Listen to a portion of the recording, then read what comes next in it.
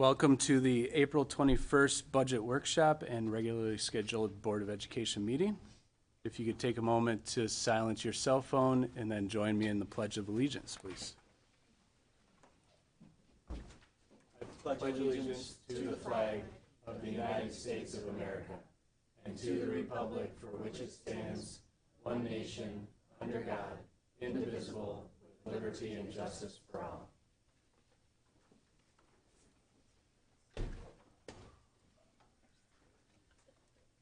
Thank you.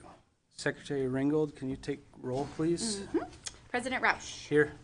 Vice President McFarland is not here. Secretary Ringgold present. Treasurer Lauterbach. Here.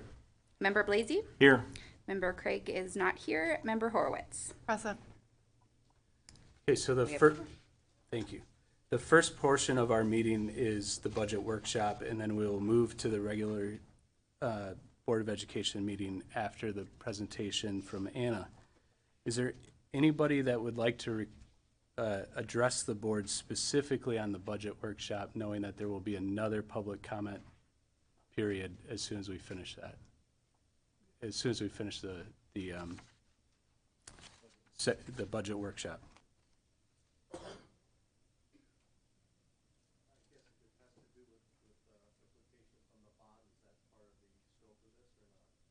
Second part. Yep. All right, seeing none, we will move to item number 3, board discussion and prioritization for the 2025-26 general fund budget.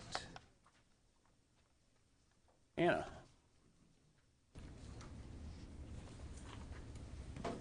Thank you. Good evening.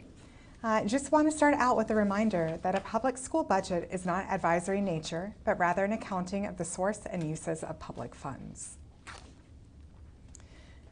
Looking at our timeline, we did that budget revision back in March.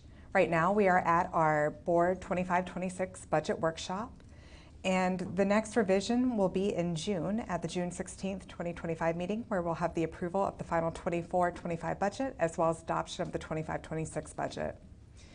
We continue to be in the overlap cycle right now, where we are continuously monitoring this year's budget while investing significant time in the development of the 25-26 budget. The governor's proposal is in. We're analyzing building and department budget requests to structure next year's expenditures, and staffing is underway. We will continue to refine our projections in preparation to present an initial 25-26 budget to the Board of Education on June 16th for adoption. The purpose of this workshop is to provide an overview of our current budget status, historical reference, and to give initial projections and review priorities. We continue to be in a solid financial position. This has afforded us the opportunity to invest in our employees and assign dollars to lines within our general fund. We need to be cautious moving forward as ESSER dollars have expired, and we must continuously re-examine programming for continued need and sustainability to continue to be good stewards of taxpayers' dollars. We have been fortunate to add to the fund balance over the past 9 years. The percentage dropped last year due to a surge in expenditures. However, a healthy fund balance is important for several key reasons. 1, it prevents needing to borrow for cash flow purposes during the summer months. 2, it affords for opportunities to address needs and priorities such as student services and instruction, employee compensation, and capital projects. And 3, it assists in maintaining programming during years with fiscal challenges. COVID-19 was a perfect example of this. To not borrow money to make payroll, we need to maintain a minimum of approximately $13 to $14 million in fund balance. Our board policy is set at a 12% fund balance. Where do we stand currently? On June 30th, 2024, our audited fund balance came in at $37,396,824, which was a bigger variance than our final prediction. That came in at 6.2% compared to our 2% expected budget variance. Our prediction was $32,503,467. Looking at our general fund snapshot, I do want to remind you that a variance of 1% is approximately $1.16 million. We will continue to fine-tune our expenditures and revenues as the third and fourth quarter of the fiscal year progresses. Looking at our general fund expenditures by function, we have $116,303,866. Almost 3/4 of this general fund expenditure, or 73%, is to classroom and student supports and instructional supports. 80.3% of this budget is salaries and benefits. The next series of slides focuses on the reasons MPS is currently in a solid financial position currently. A theme will emerge that we are seeing signs that the recent trend of adding generous amounts to our fund balance will slow. There is no cause for panic, simply a recognition that our forecasts are calling for a period of leveling. Enrollment is an area to monitor closely right now. Our traditional models didn't take COVID-19 into account, and we have worked diligently on our projections internally and with our consultants. Our models were pretty accurate last year, and we are looking to repeat our successful modeling as enrollment stabilizes, and consultants believe that we will see a small increase in enrollment over the next 5 years. Looking at our MPS enrollment blended count from 2000 to 2025, we currently sit at 7,415 students, and projections completed in the fall predict relative stability and even a small increase over the next several years. Looking at our state funding stabilization, we saw flat funding between fiscal year 20 and 21, and fiscal year 22 saw substantial structural change in foundation allowance where districts were largely equalized in allowance. From 14-15 to 24-25, we've seen an average increase of $142 per student per year. In our 2015 bond, we had our demolition of unused properties, energy efficiency, and it allowed us to have less reliance on the general fund for capital improvements, technology, and bus purchasing. Looking at employee contributions, we did have contractual sacrifices from all employee groups for a while. However, raises were restored in the 17-18 school year and have occurred each year since for 8 consecutive years running for all employee groups. Enrollment and state funding levels will drive the ability to maintain this trend into the future. Raises have accelerated due to the labor market largely created by the effects of the pandemic. Since 18-19, our hourly wage average increase has been 29%, and our salary wage average increase has been 16%. Looking at miscellaneous financial decisions to get us to where we are include administrative restructuring of central office, teacher retirement incentives, which allowed us to have short-term savings, increased grant procurement, both from the state and private sectors, and annual variances, looking at strategic use of annual funding. Federal and state supplementary funds also helped us weather the effects of the COVID-19 pandemic. Between all state and federal sources, we had approximately $13,280,000 worth of pandemic funding. However, please note that all funds were spent at the conclusion of last year, the 23-24 school year. Looking at the State Bulletin 1014 is what MDE posts to give us our financial ranking index. This tends to lag a year behind looking at the financial information database data that's published. The current one that we're looking at was published in February 2024, and we review the Bulletin 1014 annually to measure our spending and provide an overview of how we compare amongst other school districts. In terms of total revenues per pupil, we have seen a significant decrease in our rank to the middle of the pack in 1920, which was largely due to the 2X formula. There was a bounce back in 2021 attributed to the influx of federal COVID relief funds. As discussed over the past 2 years, we anticipated our total revenue to continue to migrate towards the middle of the bell curve, or 50th percentile, due to the equalization of the foundation allowance among schools and hold harmless tax law revisions. Of note for 23-24 is the shift in federal funds. We attribute this to the formulaic distribution of ESSER III funds, which were tied to the Title I poverty formula. All of these funds were drawn down prior to the conclusion of the 2023-2024 school year. Looking at our general fund expenditures per pupil, our increased ranking in basic programs indicates that we continue to prioritize investing in our classrooms and the educational experience of our students. Of note is the fluctuations in instructional salaries and benefits. We continue to invest in our instructional staff, but our rank does show a slight dip due to many districts renegotiating contracts for the 2023-2024 school year, whereas MPS had renegotiated a year earlier at the 2022-2023 school year.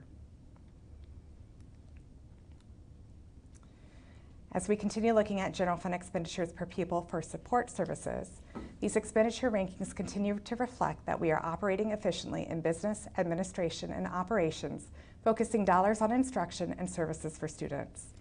While these areas are a point of pride, it is cause for consistent thought and reflection in investing resources strategically in these areas to recruit and retain talent in these employee categories. While there has been chatter in the community that MPS is top-heavy with administration, this ranking paints a different picture that the district is actually operating very lean and is ranked in the bottom 4% of all public school districts in Michigan for spending on business and administration on a per-pupil basis.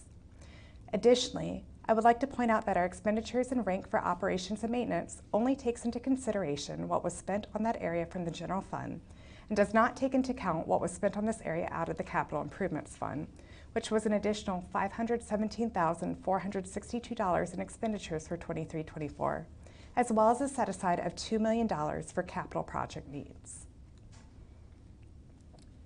Due to frequent inquiry from stakeholders and board members on our teacher pay scale, we have started to include this data point in our budget workshop presentation, as we traditionally have not presented this data point until 3 years ago. You can see that the ranking consistently places MPS in the top quartile in average teacher pay in Michigan annually.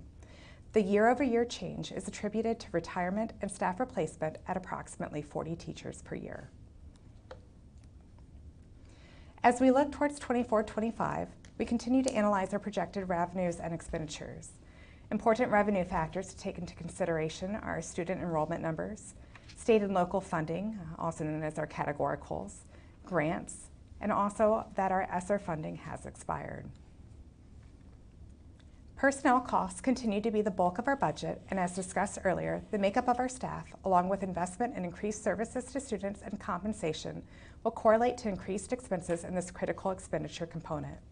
We will take into account the contractual agreements, retirements, staffing, etc., to hone in on these dollar amounts. The other approximately 15% of our budget is our departmental budgets. These meetings took place in March, and we continue to analyze those budgets to make sure that we are spending appropriately.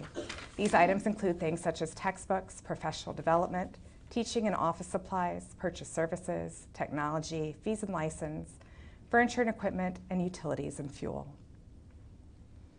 As we look ahead at the state budget proposals, we do have the governor's budget in. The Senate has not released one yet, and the House has released a very small budget that is being seen kind of as a holdover right now. Highlights of the governor's budget include a 4.1% foundation allowance increase, setting the base at $10,000 and projecting for Midland Public to be at $10,122, an increase of $392 per pupil. In her budget, she also maintains 31AA, which is our categorical for mental health and safety, maintains universal free breakfast and lunch, maintains 22L transportation cost offset, and has doubled 35A5, which is for early literacy grants. The student membership count has remained the same formula of a 10% from February of this year, 90% of fall. And 31A at-risk funding is also seeing a 4.1% increase, much like the state foundation allowance. Additionally, GSRP funding is seeing an increase from the current year $10,185 per pupil to $10,577 per pupil. In the House proposal, they are suggesting a similar foundation allowance increase, though slightly higher. Their base is coming in at $10,025, which is a 4.3% increase. Compared to Midland Public Schools, this would be a $417 increase for us, coming in at $10,122 per pupil. The only other major area in the House budget proposal at this point is an increase of 31AA mental health and safety funding from the $150 million to $350 million. We will continue to monitor and budget on the conservative side unless there are significant developments before June 16th.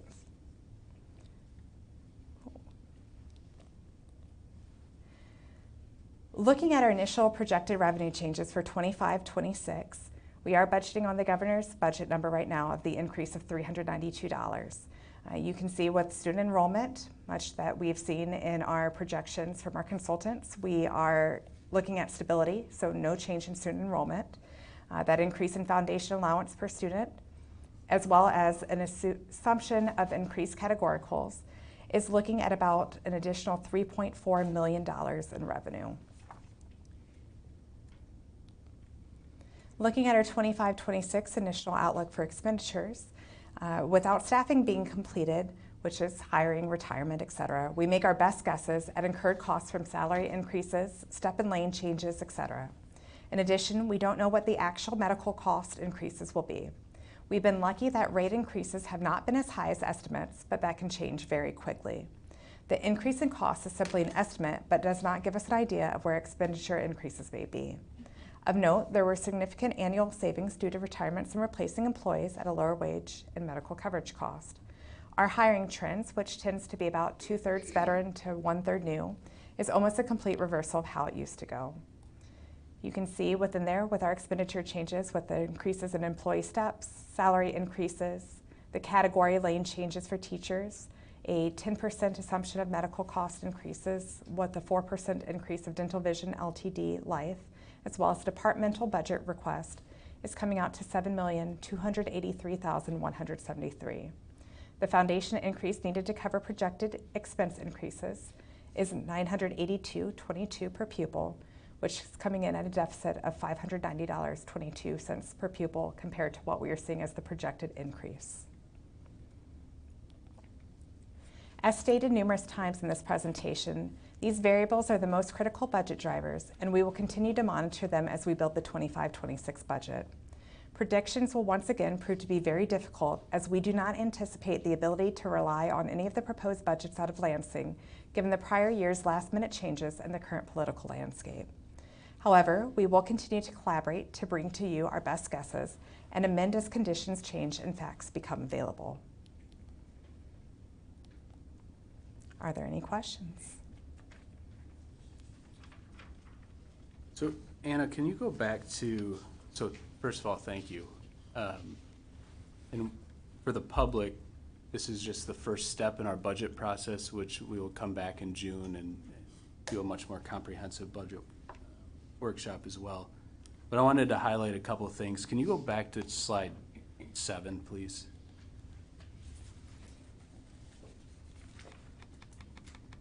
Which is the one with all of the dollars by year.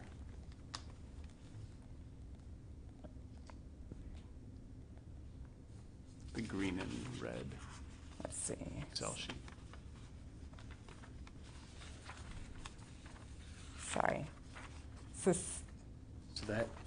that's 4, I think. thank you.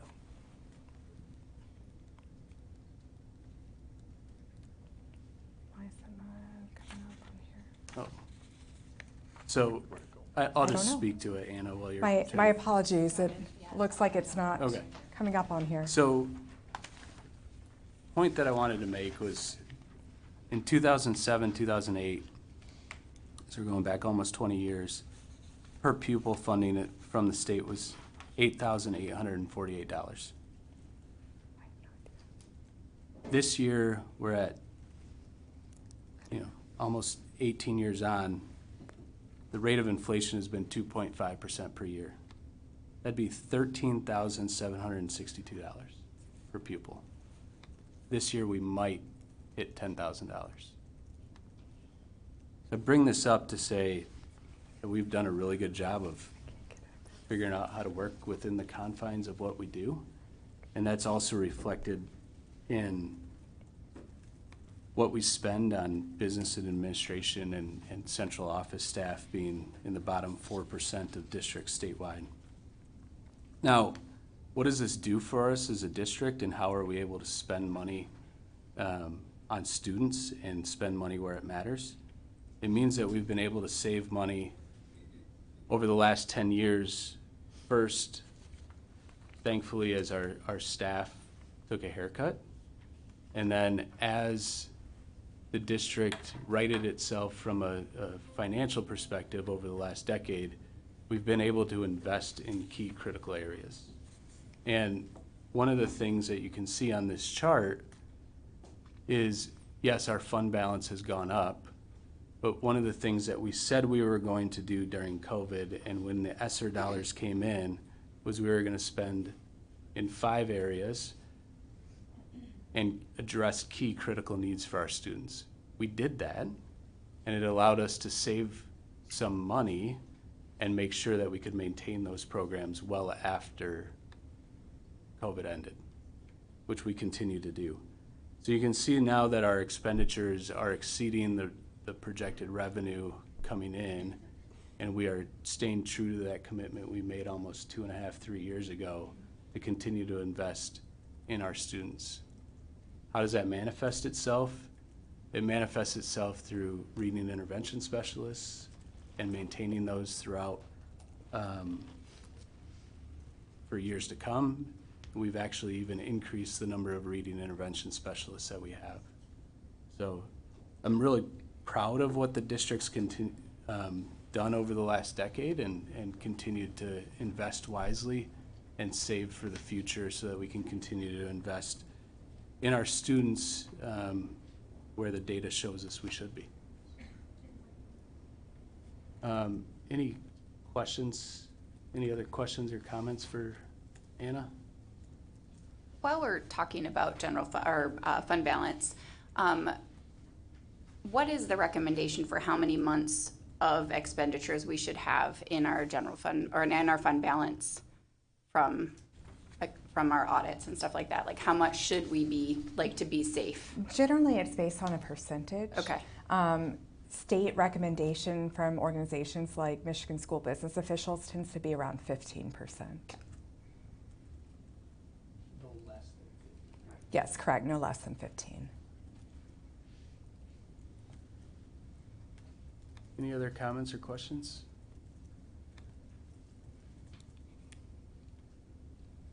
Okay. Thanks, Anna. Thank you. Moving forward, item number 4 is the consent agenda.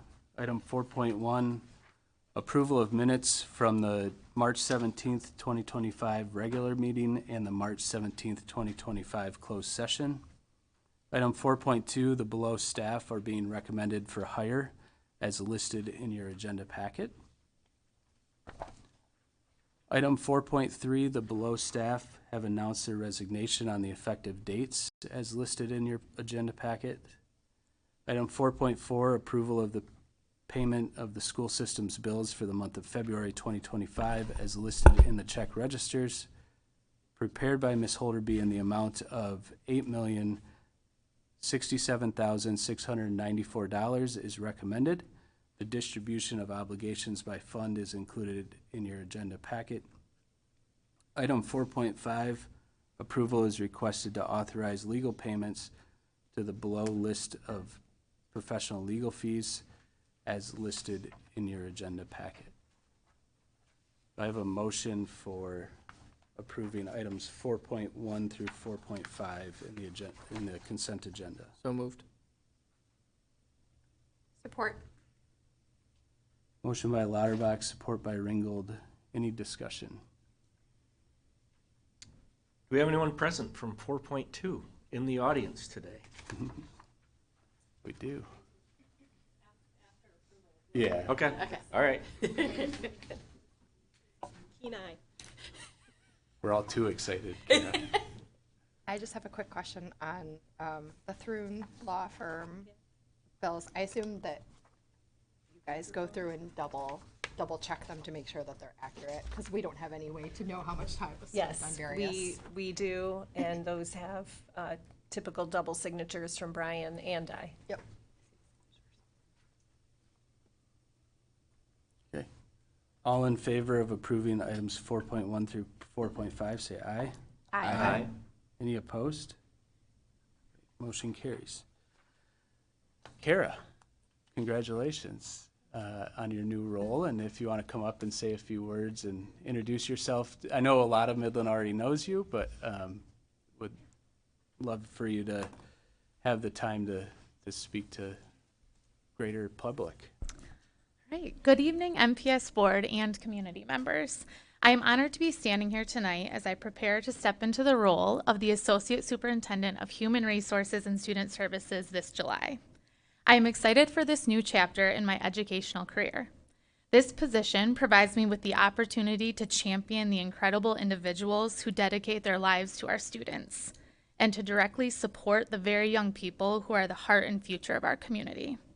Within Midland Public Schools, I firmly believe that one of our greatest strengths lies within our people.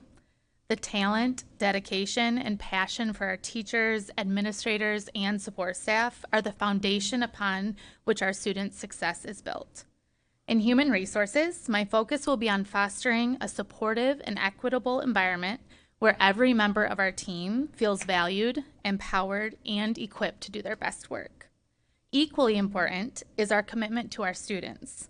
Student services plays a vital role in nurturing the whole student, their academic growth, their social emotional well-being, and their pathways to future success.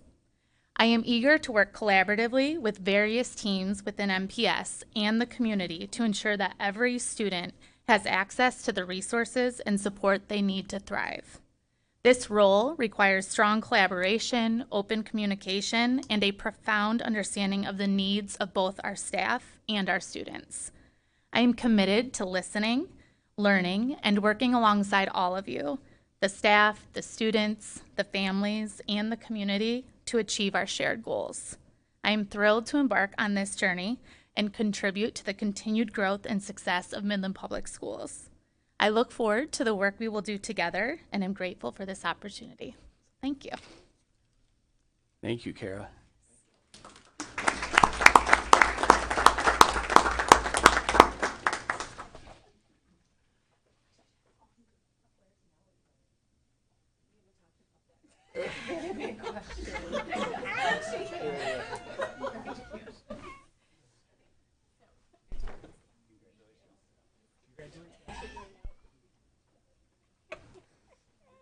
So if anybody doesn't know, Kara is currently our principal at Central Park Elementary, and congratulations to you and your team on your success over the recent years. And I know your staff will miss you, but you're still serving the district and they'll still get to see you around. So we'll look for a strong replacement. So. Okay. Item 5.1, Shining Stars. Penny.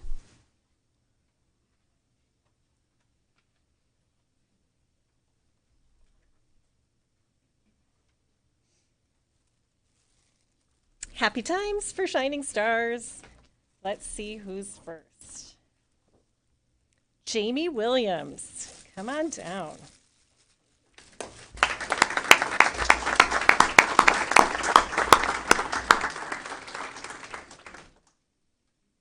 Congratulations. You can stand right here by me. Jamie joined the MPS team in 2021 as a special education teacher at Midland High School before becoming a teacher consultant, which is the position she currently holds. Now step up here so they can actually see you. You're the star. I'm just the reader. Jamie earned her Bachelor of Arts degree in elementary and secondary education and her master's in special education from Saginaw Valley State University. Jamie was nominated for this award by colleagues, which is sweet, and here are some of their comments. Jamie went above and beyond to share information regarding new technology to the school psychologist and teacher consultant group. Her help was invaluable. She put countless hours into communicating with Ames Web Plus staff, which is the company, and learning how to use the online tools so that she could then in turn train our school psychologist and teacher consultant teams on how to use their products for intervention and progress monitoring to best support our students. She took on this responsibility on behalf of the group, and we would like to show our appreciation for all the things she does for our special services team. We are so lucky to have her. A third colleague echoed a similar sentiment about how you just really stepped up and dug in through this technology training and transition, and ended by saying she did all of this while still performing her role as a teacher consultant, being positive, optimistic, and we are so grateful for her time and energy. Congratulations on being a shining star. Appreciate it. You're welcome to go.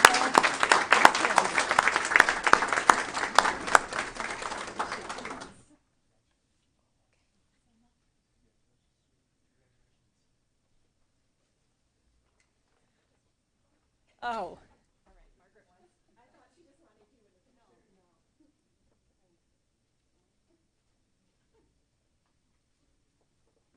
Our second shining star is Marilyn Want. Welcome. Thanks for being here. You stand right there where they can see you in your beautiful purple. Marilyn joined the MPS team in 2019 as a paraprofessional at Northeast Middle School, the position she currently holds. And interestingly, Marilyn is also a graduate of Northeast and Midland High School, so kind of full circle back to your middle school. Marilyn, you were nominated for this Shining Star by parents and colleagues. Among their comments include, Marilyn is an amazing advocate for students that she works with. She brings an uplifting energy to the classroom every single day. When a student is struggling, she has a unique ability to calmly redirect them and positively reframe the situation. See, you're smiling. You know it's true. I can see this. She goes above and beyond for her students, and we are so blessed to have her in the Midland Public Schools family. Marilyn is one of the most patient and kind staff members at Northeast. She supervises 400 plus students each morning in the cafeteria, always with a smile. Viking pride runs in her family. Her dad was the principal of Northeast. She is a beacon of light every day, no matter the situation. Not only does she perform her job responsibilities extremely well, she makes staff and students feel special and treats them with care. We are blessed to have Marilyn on our team. Congratulations. Thank you. Thank you very much. And you are welcome to go.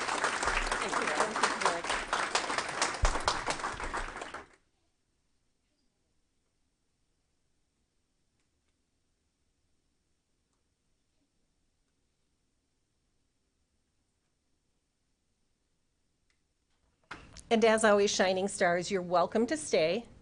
You're also welcome to go. Part of your gift is that you're free to go home if you choose.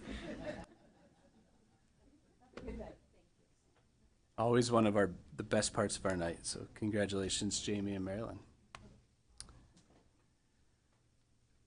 Item 5.2, presentation to the Board of Education, is MPS music programs from Nikki Bruschi and Amanda Toms. Thank you for coming.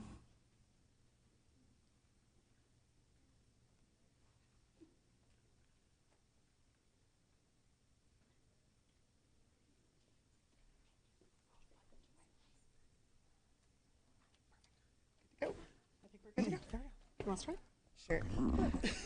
Hello, thank you so much for having us. My name is Nikki Bruschi, and I'm a band director in the district for, I think this is my 23rd year. Not that we're counting. And I also have the honor of serving as teacher leader to the music department. And we're here to toot our own horn a little bit, as we feel our department is one of the best music programs in the entire state.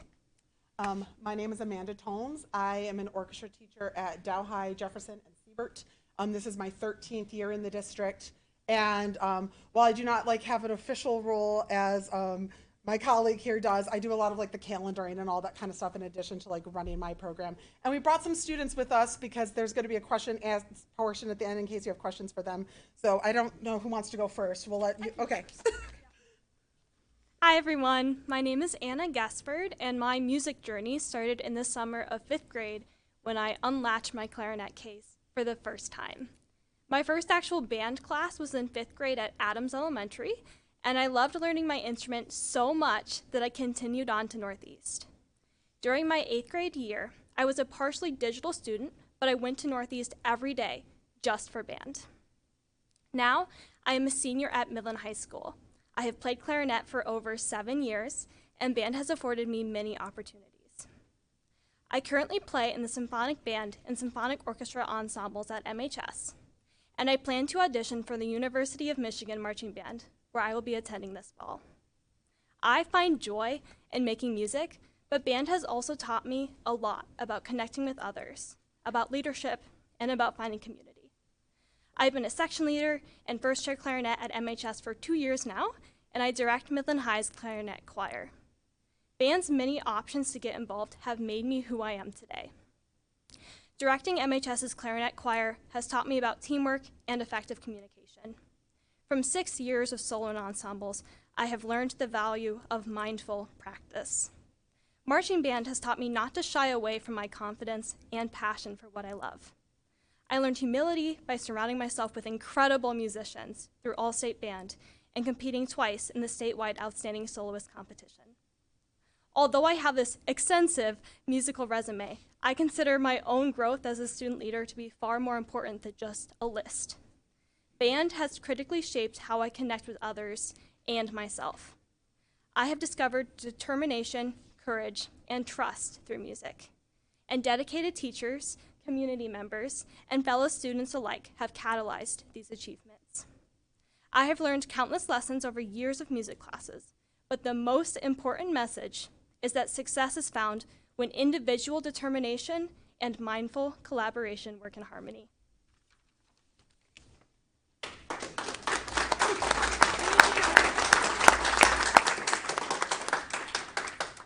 My name is Mia Bayardo, and I play bass and violin in the Dow High Orchestra, and I also play the double bass in the symphonic band.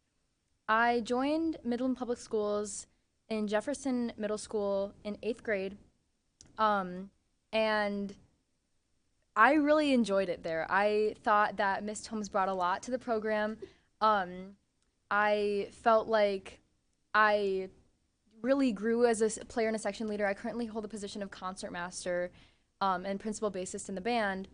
But something that I got from Midland Public Schools is a lot of like outside of school things. I attend Interlochen in the summers, and I've gotten money for scholarships through the fruit sale and just being told about other opportunities to get scholarship funds for something like that through Midland Public Schools. I've played in solo and ensemble multiple years in a row, and this last year was my first time getting nominated for Outstanding Soloist.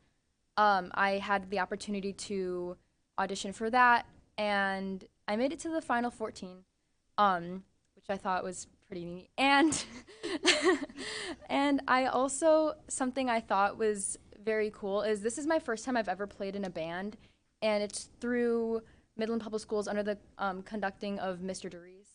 I think the music program is very important because this is not common to have a choir, band, and orchestra across multiple schools in one district, let alone the strong program that we have. The band, as I'm sure you guys know, played in the MSBOA, yes, thank you, sorry. And that as a, what was it, double A? Yes, double A. So I think that's a good representation of what the kind of work is put into the music department. So, thank you. Do I just point forward? Okay, so. Before you switch it, okay, if you go back one. This is a photo of our 4th grade music appreciation concert, which even though Amanda doesn't have the title, she does all of the organization work for. This is a photo of our combined high school choirs and orchestras, is that correct? It's the combined symphony orchestras and then chamber singers and maestro singers. So the top auditioned groups from both high schools combined. And because we have full symphony orchestras, we don't bring the band separately. We already have a lot of band students performing on stage as members of the orchestras. So there's all those people on stage, and then this one must be from 2 years ago because Natalie's harp is there, this photo. And then there's about 700 4th graders in the audience who also participate in the concert. So. Hey, thank you. Amanda. Yes. When you speak, can you want me to be closer? Yeah, just because people watch on. Oh yeah, on absolutely. TV I can too. do that. Thank you. you. All right, so next we have our list of ensembles just so that you can see what they were talking about. Okay, I will read it quickly for you for those of you who can't read. I didn't mean it that way. Who can't see the small font. I apologize for that. Goodness sakes. Okay, so at the 2 high schools, we have a marching band each there. At the high schools, we also have 2 auditioned high school symphonic bands, 4 high school concert bands, 4 extracurricular jazz bands, which would be both high schools and both middle schools, multiple pep bands, 10 middle school band classes, 2 middle school jazz bands, 2 audition high school symphony orchestras, 2 extracurricular honors orchestras, 2 high school concert orchestras, 8 middle school orchestra classes. But wait, there's more.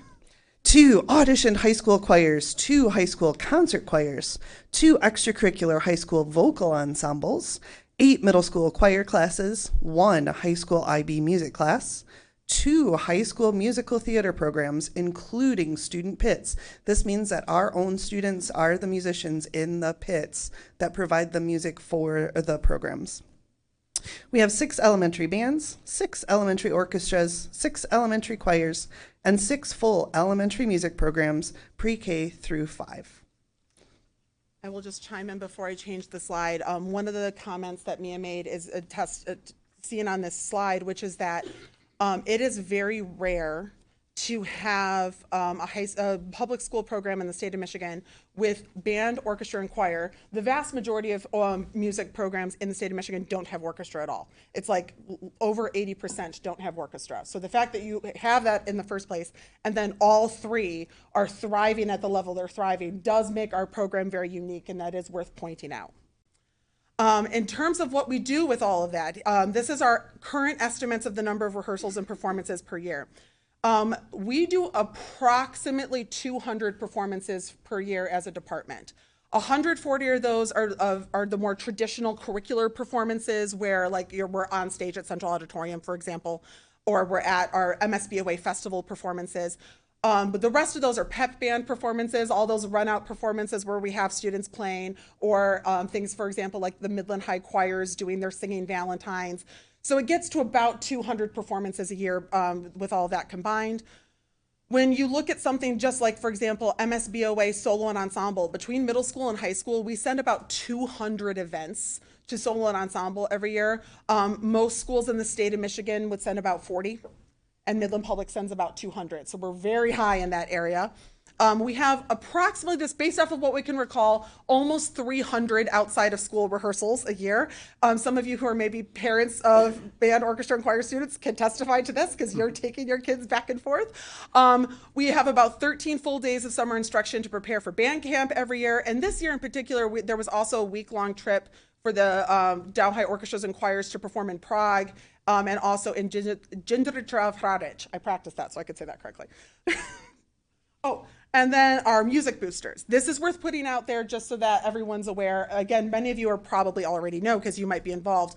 Our extra programs that we do are often supported by 4 music booster organizations. So Northeast has a music booster organization, Jefferson, Dow, Midland High.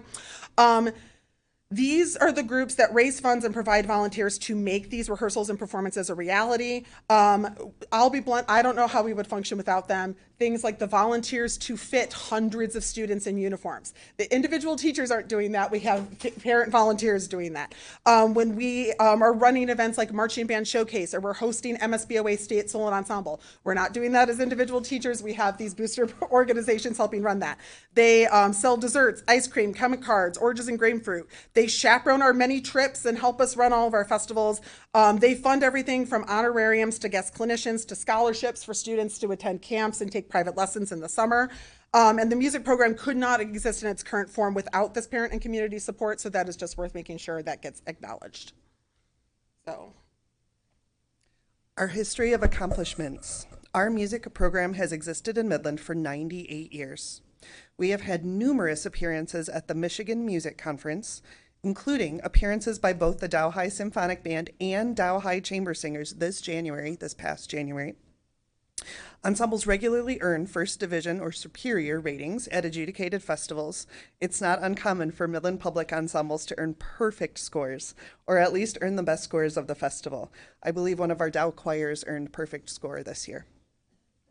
Invitations to perform at universities. We have performances with professional ensembles, performances at the Western Symposium on Winds and Percussion, guest soloists ranging from the concertmaster of the Midland Symphony Orchestra to the violin professor at Northern Arizona State University. Students not majoring in music consistently perform in ensembles at a collegiate level, and sometimes in the highest ensembles, so the music majors get jealous. Students who do choose to major in music have been accepted into some of the best music programs in the United States, including the University of Michigan, Michigan State University, Northwestern, Oberlin, and College Conservatory of Music in Cincinnati. So here's some of our recent accomplishments, and I'll just chime in here. This is the Dow High Orchestras and Choirs performing at St. Nicholas Church in Old Town Square in Prague. So this is a very recent picture. I just wanted to put that out there.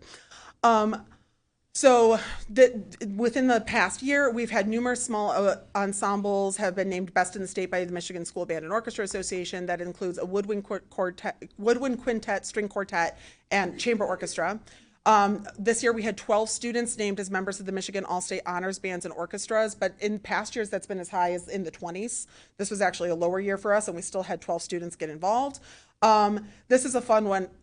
There's something called the Sutton Foster Awards every year. This is a musical theater thing that a lot of our choir students get nominated for. And they have a rule that 2 people can be nominated from each show. In 2023, they couldn't decide, and they took 3 people from Dow High. I just like putting that out there. And we've had numerous students be nominated every year since. Many of you already know about this one, but last year, a former Midland Public School student, Gretchen Shope, won the Sutton Foster Awards and then went on to win the Jimmy Awards, which is the equivalent of getting a Tony Award, but for high school. She won out of everybody in the entire country, so that was a big feather in our district's cap. We were very excited about that. Mia, right here, this year won the Interlochen Orchestral Scholar Award. How many people win that every year? Yeah, so 3 or 4, and it's the equivalent of about a full ride, right? Yeah. So she gets to go to Interlochen basically for free this summer, so that was an exciting one. We just finished our solo and ensemble circuit, the culmination of which is you have the list of outstanding soloists and outstanding small ensembles. These people are nominated by the Michigan School Band and Orchestra Association. Midland Public had over a dozen students nominated this year, including Mia and Anna. We've had ensembles take trips to places and perform in places like Disney World, New York City, and Prague. And we've been an NAM Best Communities for Music Education in 2007, 2022, and 2023. And then our amazing staff members are Eric Addard, myself, Sierra DeTillo, Katie DeReese, Steve DeReese, Megan Donnelly, Dan Farrison, Adam Gardner-Northrup, Rachel Jones, Anna Mamasian, Chris O'Connell, Pete O'Neill, Amanda Tomes, Pierce Tyndall, Andrew Warner, Michael Weber, and Jake Will.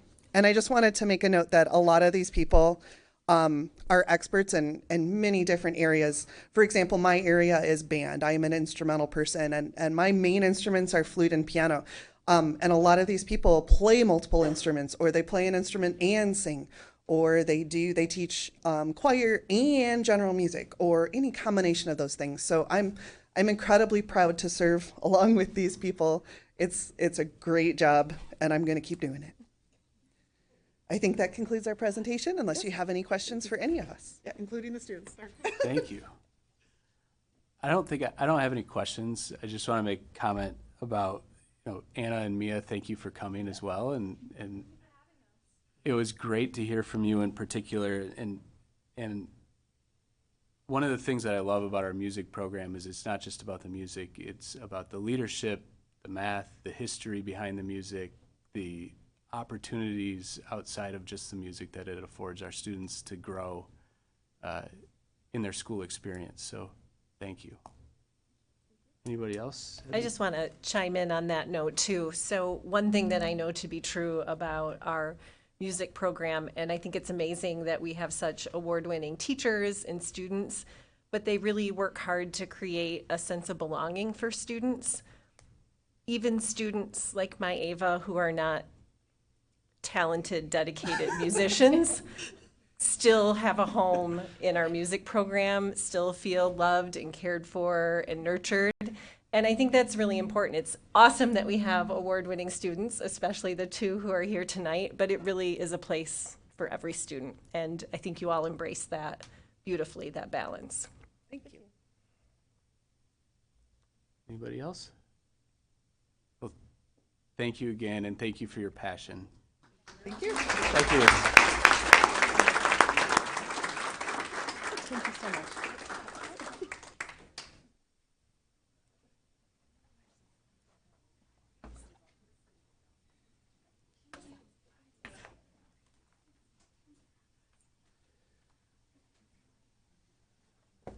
All right.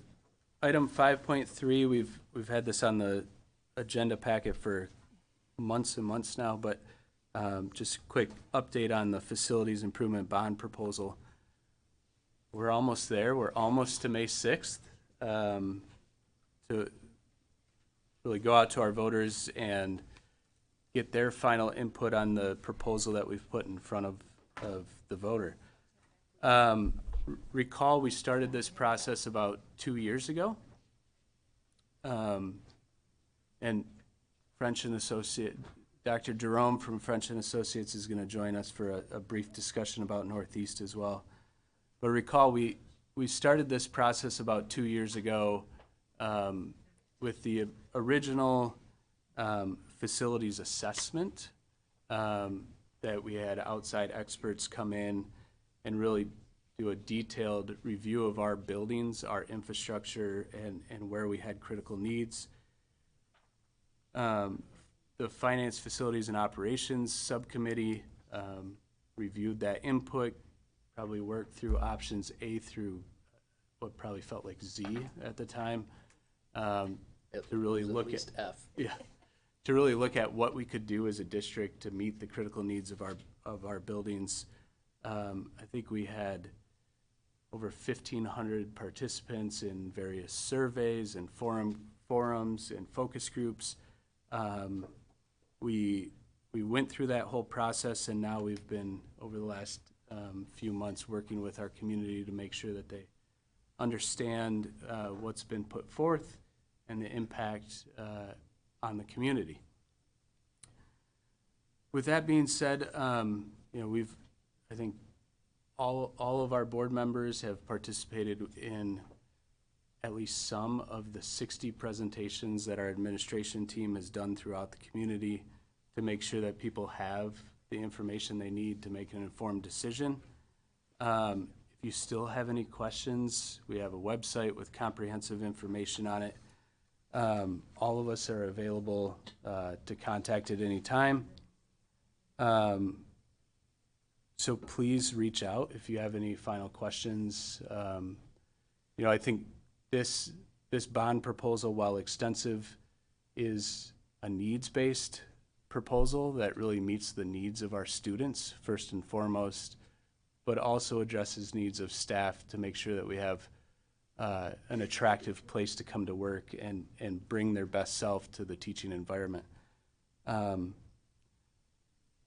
With that, I want to welcome Dr. Dale Jerome as well as Larry from French and Associates, as well as Barton Mallow. They were the two firms, both the engineer and architects, as well as the construction firm that the district had hired to do the comprehensive assessment of the district, of our assets, and really look at our needs.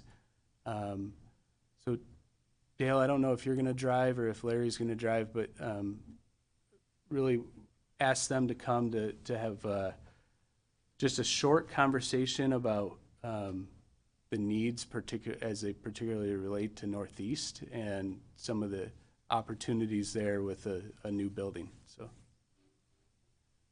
turn it over to you. Great. Let me just do a quick mic check. Can you hear me okay? Yes. We're going to turn it up for a second. Why don't you check? Hear me now?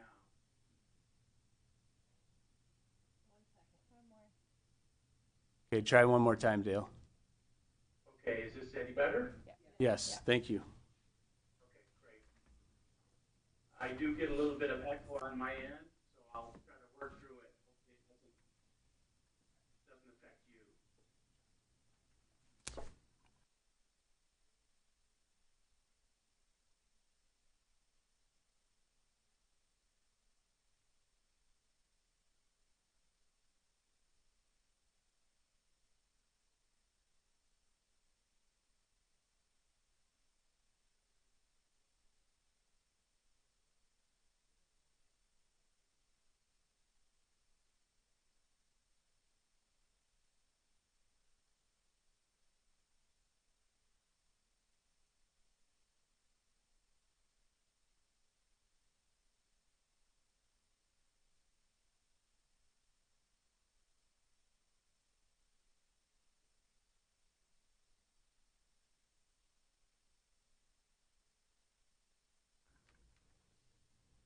Dale, Sarah's just gonna click along with you because she's got all of your slides up Okay. on the screens in the room. But go ahead.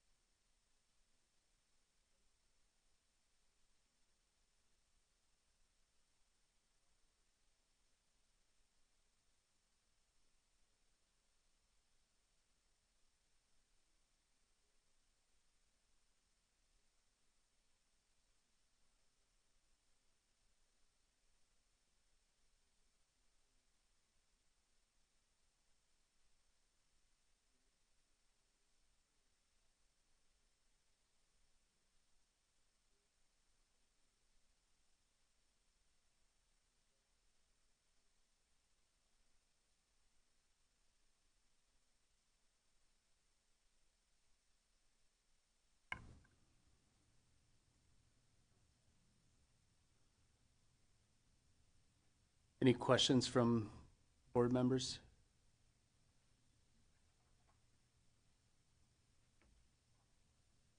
Brad, anything?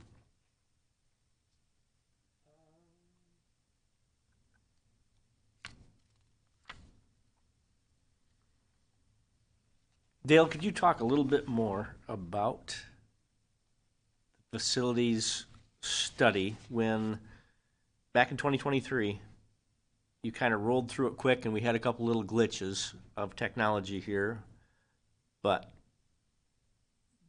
going through Northeast was French Associates, Barton Mallow, Midland Public Schools Administration, Midland Public Schools staff, listening to needs and desires of staff of the building and or problems that they're experiencing, as well as looking at it from an engineering and architectural standpoint during that survey and going through that building.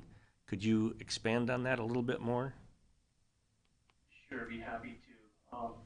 As you indicated, a team of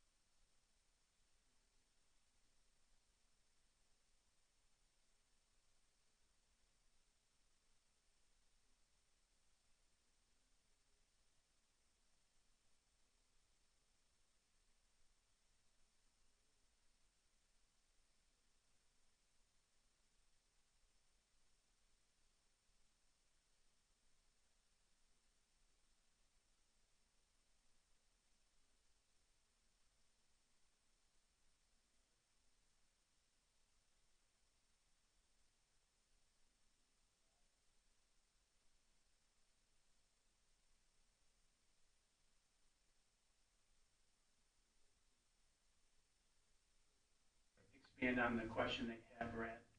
Yes, it does.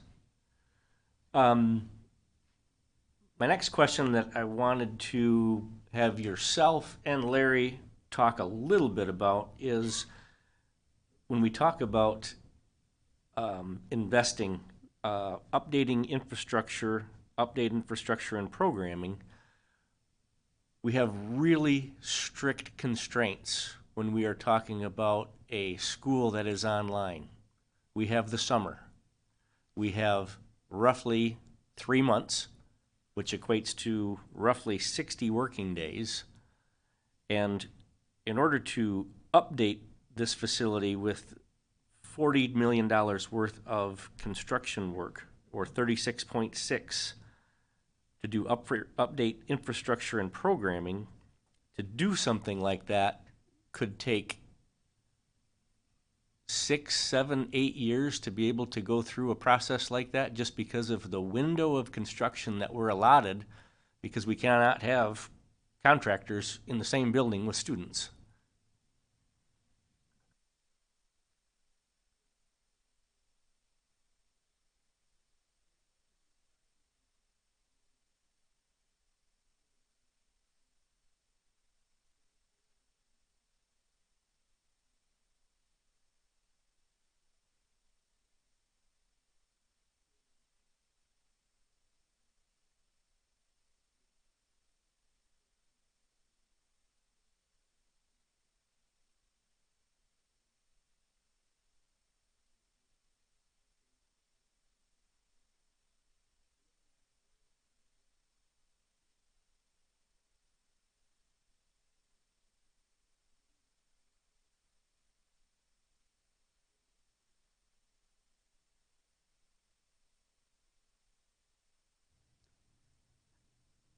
I have a question.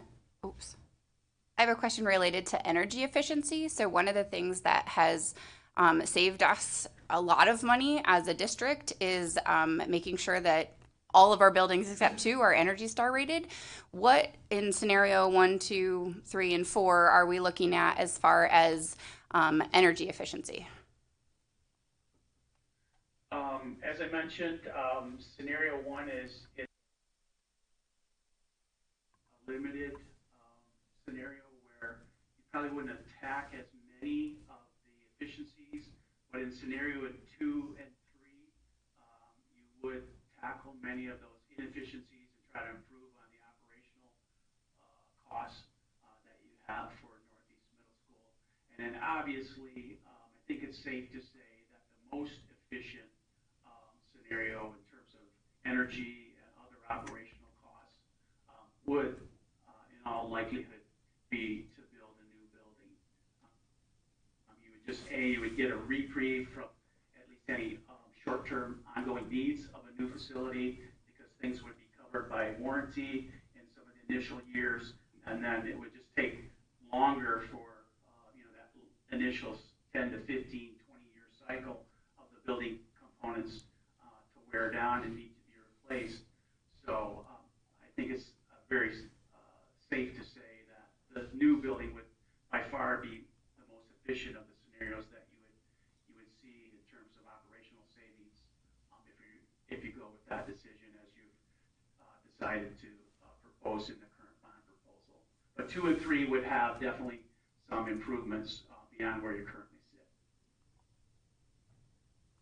And I believe more specific numbers are actually in the report that's located on the MPS website. Any final questions from board members? In the report, exactly what you were talking about, just to get into it a little bit more. Renovate existing building, Energy Star score of 70. New build would be 85 plus. So in the long term, that means energy costs would be drastically reduced of what, even with upgrades, interior upgrades, structural upgrade, and all those items cannot gain the efficiencies that a new build would bring to the district. Good point, Brad. One last question. Dale and Larry, is there a rule of thumb in the construction industry for where the cost of renovation equals or exceeds a certain percentage of new construction? And if so, what is that percentage?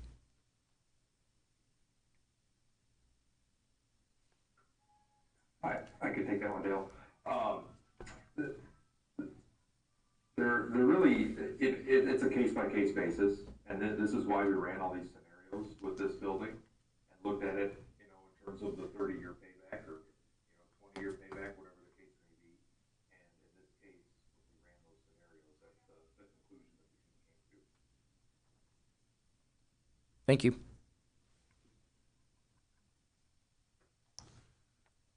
All right. Well, Dale and Larry, thank you for your time and appreciate all the work that's gone into it thus far. I think, as the board discussed and wrestled with over the last 2 years, it became obvious to us that the most prudent use of taxpayer funds was to replace the building rather than upgrade it now and then have to come back to the taxpayer in 20 years and ask for a full replacement, as you've shown in your assessment. So appreciate your time, and thank you for joining. Thank you all. Thank you. Good night.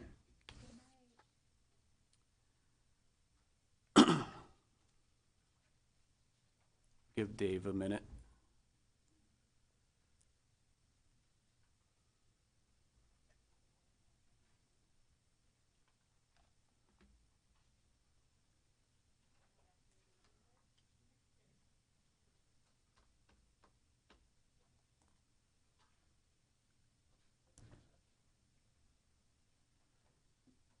We will now move into the request to address the board, item number 6. I've got some people signed up to speak. Mark Hackbarth, first on the list. Welcome, Mark.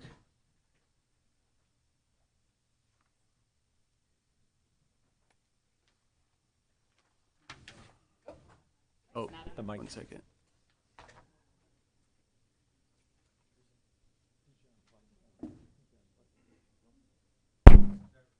We have microphone now. Okay. So, my name is Mark Hackbarth. I am a longtime Midland Public Schools teacher and parent of 3 kids who graduated from Midland Schools. I graduated from Midland Schools. And I'm also the president of the Midland City Education Association, which is our local teachers union. And recently, within the last 2 weeks, our MCA board of directors voted to support the MPS bond proposal. And I come to every board meeting, or almost every board meeting, and we've had lots of comments in opposition of the bond, but the voice that we really haven't heard from is a teacher voice, and I wanted to offer that voice this evening. I currently teach at Jefferson and have been there many years, so I can speak a little bit from personal experience. Our building has more students than we've had in years, so classroom space is at a premium. So what happens when you have lots of kids and you don't have enough classroom space? You have bigger class sizes that are close to maximum, at maximum, or overloaded. And that's not what's best for kids, and it's not what's best for teachers either. Office space, special education teachers. Several of them don't have their own space. Their offices are crammed together in one little part that used to be part of the teacher's lounge. There's like 4 or 5 desks all super close to each other. Also not what's best for our staff. Moving on to our other middle school, we've heard a little bit about Northeast this evening. The issues are almost too many to mention, from the leaky roof to cracked walls and foundation to windows that don't seal properly to water damage, those sorts of things. What I mentioned so far, all of those things would be addressed with the bond issue. At our elementary, we have elementaries that are beyond capacity. And again, this results in sometimes larger classes because there's no other place to open up a section. Also, we have drainage issues at some of them. We would like to move pre-K into the elementaries. And we have auxiliary teachers that are teaching off a cart. And they don't have a classroom space of their own. Again, not what's best for students or not what's best for our teachers. So I could go on and on with the needs that the district has and how those would be addressed with the bond. Now, the opponents often like to say it's an exorbitant wish list that we have. The things that I've mentioned are not exorbitant. They're vital for our ability to educate students. And also, opponents have mentioned that, oh, it's because of boards, the previous boards not doing what they should have done or administration. But voting no on this bond proposal would just be doing the same thing. It would be kicking it down the road when it's going to be more expensive. And when we look at similar schools to us and we look at their facilities, we're lagging behind. And one of the reasons is their communities have invested with bond money and we haven't for years. So I would encourage everyone to vote yes on May 6th or with your absentee ballot. Thank you for your time. Thanks, Mark.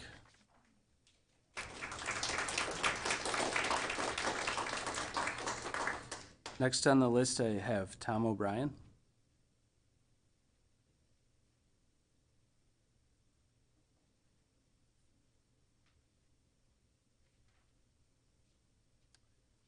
Good evening, and thank you for having me. Thank you for the presentation. So I'm not going to talk about the need, because I certainly believe there is a need. The 2 things I want to talk about are the fact that we're going to be funding this with a 25-year bond versus sinking funds. And the other thing is why we're doing it on a special election versus general election. You know, for me, thinking about having a $285 million bond that's going to spend it's going to take at least 33 years to pay off. I'm probably not going to be around. You guys aren't going to be board members. The students are going to change. The population's going to change. It seems it would make more sense to do this in phases where we know exactly what the situation is, whether the population is declining, perhaps increasing, maybe there's a different school that needs to be built. There might be a change of demographics entirely. And so to put all of our eggs in one big basket, we're still paying off 2015, it seems to be a huge investment that a lot of us may not be able to afford. And it's also a little curious to me that you know, we don't have a whole lot to go on. The average voter has basically 100-word summary ballot statement that says this is what we're going to get for $285 million. And there's a lot of trust being put into that whole vote. So to me, it makes more sense to do it in smaller chunks. I know, John, you had mentioned the fact that it would be more inconvenient for us to come back every couple of years, be more expensive to have more engineering costs come in, but we're going to be spending $200 million in interest. To me, that seems like a lot of wasted money right there. And you're going to get more people engaged. It's nice that we have this many people already here, but building on that community relationship, I think, is extremely important. And why we're doing this on a special election and not general election, we'd be saving money there, as well as we'd also have more convenience in terms of people showing up at the ballot. More people need to know about this. And unfortunately, we're going to be doing it on, May 6th, and right in the middle of the spring. And it's just unfortunate that we're not considering this in a general election. So thank you.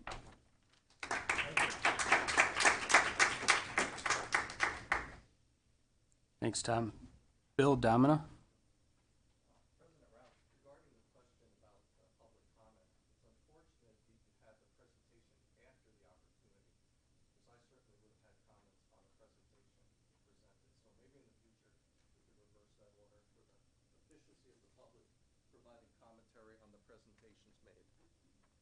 Which presentation are you referring to? The budget presentation. Okay. I mean, I'd asked you at the beginning, and you had said that, but had I known, I would have made a comment in anticipation. Okay, I'm going to start now. Good evening. I'm part of the Committee for Midland Students and Taxpayers. Tonight, I want to touch on a few items I question, specifically as it relates to campaign finance laws and whether MPS has violated any of them or has in multiple instances misled the public. First, the ballot language was clearly written by a lawyer because although voters have been given the impression that a new elementary school will be built and Northeast Middle School will be demolished and replaced if the bond passes, it is legally only a list of items that the board and MPS may spend money on. If no new schools are built, the bond language actually allows that. I encourage all voters to read the language carefully, as it is truly a blank check. Second, this board knows that the legal millage rate, guaranteed for the first year only, is 3.9 mils. Yet repeatedly in print and in presentations state that taxpayers will effectively see a 3.25 mil increase over the current rate. According to the State of Michigan Treasury Office, only factual information is to be presented. Telling the public it will feel like 3.25 mils is clearly intended to give the impression that the millage rate is closer to 3 than 4. It may or may not be a violation of campaign finance law, but it certainly comes close. Another concern, and probably the most concerning, are the emails and literature sent to parents from principals, teachers, and MPS employees regarding this bond proposal. It doesn't just inform parents that there is an election on the bond issue. It says, if approved by voters, this bond proposal would include numerous upgrades to facilities district-wide, along with a list of all possible project items for the building that the student attends. This likely happened across most, if not all, school buildings, as we have obtained several samples. Do the communications say the forbidden words, vote yes? No. But it sure seems to be the intention of the wording to entice them to vote yes in order to get that laundry list of goodies. Certainly, using MPS resources in this private email list, along with carefully crafted language, would be considered advocacy and violate campaign finance law, MCL 169.257, subsection 2, or at least its spirit, wouldn't it? Again, we have documentation of the facts that have been mentioned tonight.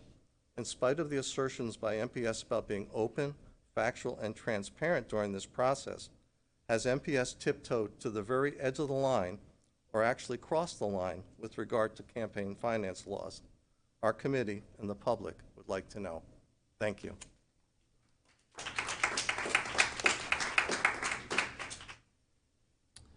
Next on the list is Pat Shefsky.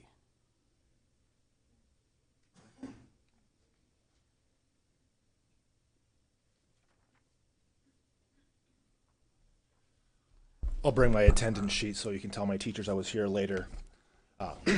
My name is Patrick Shefsky. I attended 5th and 6th grades at Adams Elementary School, 7th and 8th grades at Northeast Middle School, and I graduated from Midland High School in 2002. I currently have a child at Adams Elementary in kindergarten and another who's not so far off from starting his school journey. And while I don't like to think about it, 2002 is 23 years ago. I don't want to do the math for those other schools that I mentioned, but there are more than that. However, that time frame is a motivating factor for my support of the bond. I know from personal experience, and my existence shows that the facilities are aging. Some are old enough to collect Social Security, and in the lifespan of those buildings, the world has changed tremendously, requiring new technology and facilities simply to keep up. We need to continue to provide investments into our schools, not just to keep up, but to lead and to innovate. I work in Midland as an attorney that practices family law. In doing so, I have insight into why people choose Midland to move to for their occupation. It almost always invariably has to do with how good the schools are. Midland has a reputation for having good schools, and that is because we have historically always supported those schools. That support is in a large part why our graduates are well prepared for college and other post-secondary endeavors. But that support can't just be for paying for good teachers, it has to include the facilities. And there are many examples that have been floated around, but the one that sticks in my mind most is we have leaks in an orchestra room. For whatever reason, that sticks in my head most. Other water-related issues have also been reported, giving rise to structural problems that simply cannot just be maintained.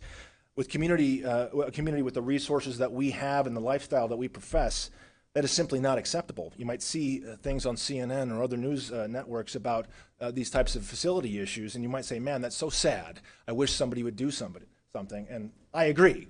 That's us. We can be the people that do that to help our facilities so we don't become that. Our children in our community deserve at least a leak-free environment in which to learn, at the very least. We are now living off of the good graces and civic generosity of our revered Midland citizens of the past. That they exhibited by investing in a future that they would not see. It's our turn to provide the same level of civic generosity and civic mindedness for our future, to keep Midland an attractive place for people to move and live and for businesses to operate, knowing they can attract and maintain talent. No one in this debate is seriously saying that they do not want our kids to have a good education. The difference is in how they choose to do that, how we should do that. Some of our facilities are subpar, and the math is that it's more expensive to continue to maintain the old buildings than to build new ones. It's also more expensive in the future to do so. We also need more space, as was evident from earlier presentations. So it's not simply enough just to maintain. We have to innovate and invest. And it's very rare that you have the opportunity, the clear opportunity to do the right thing. This is the right thing and the right time. Thank you.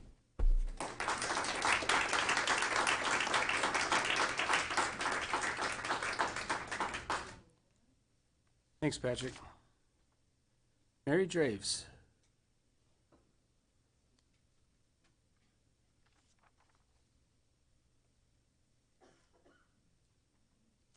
So good evening, and thank you for the opportunity to make some brief remarks about the bond proposal that's coming up on May 6th. My name is Mary Draves, and I am a proud graduate of Herbert Henry Dow High School, maybe a couple of years ago. Our children, David and Melissa, are also proud MHS graduates, and I come from a family that has an extremely long history of being part of Midland Public Schools, starting with my parents, who are in their 80s, both of MHS graduates, and I'm extremely, extremely proud to say that my brother teaches in this district. My husband Todd and I support this bond proposal. We support what is being proposed for many reasons, and we know that great schools attract people in our community, they attract and help retain business, and they encourage development and just so much more. For us, we both believe the most important reason to vote yes is to invest in our community's children. Others before us have invested in ours, and now it is our time to make sure that children in this community have what they need, not only to succeed, but to excel and exceed compared to their peers.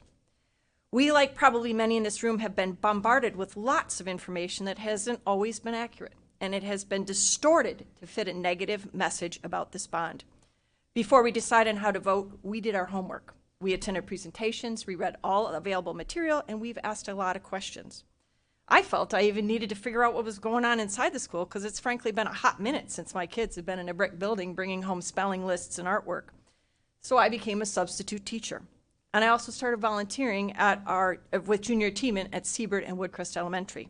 Everyone should have a firsthand frontline opportunity like this, as it makes us clear why this investment is necessary.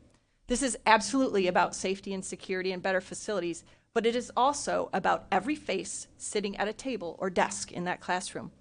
What I learned was that kids are hanging from the rafters in our schools, and hallways are like obstacle courses. Space is at a premium.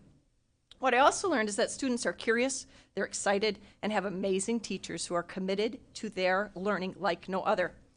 After spending time inside the school building, I thought to myself, I wonder what else these same kids could achieve if they had facilities with classrooms that had even current technology and amenities that weren't from the 50s, 60s, and 70s. What could that do to promote their learning and even further their success? Yes, this does cost money, and that's no doubt.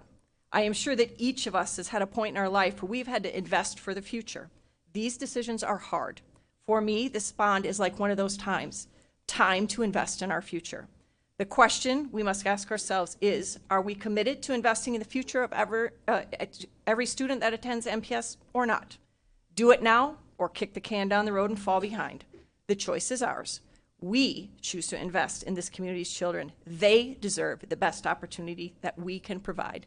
I urge everyone here today and those listening online to vote yes on the bond May 6th.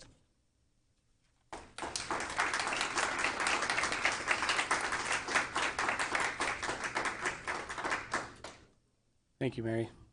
Travis Steinke.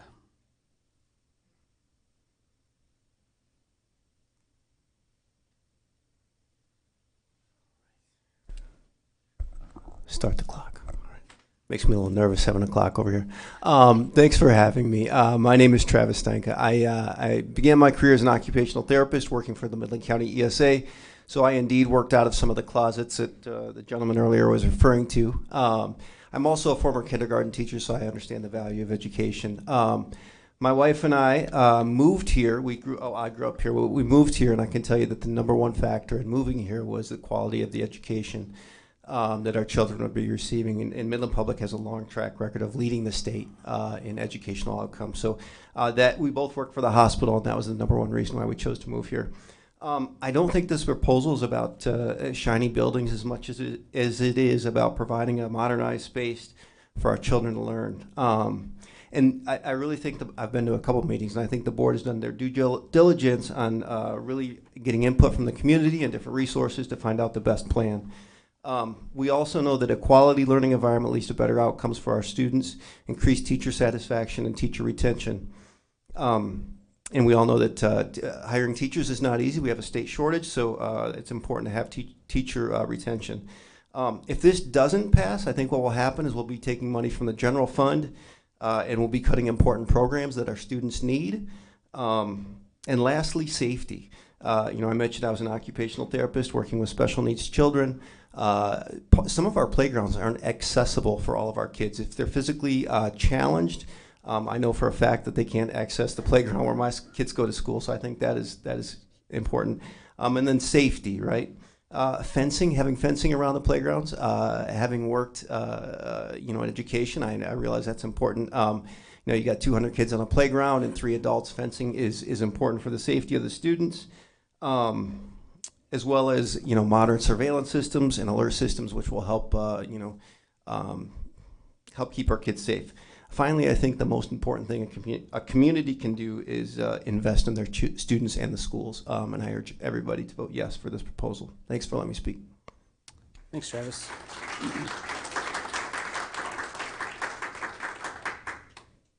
Thanks, Travis. Next up, Betsy Witt.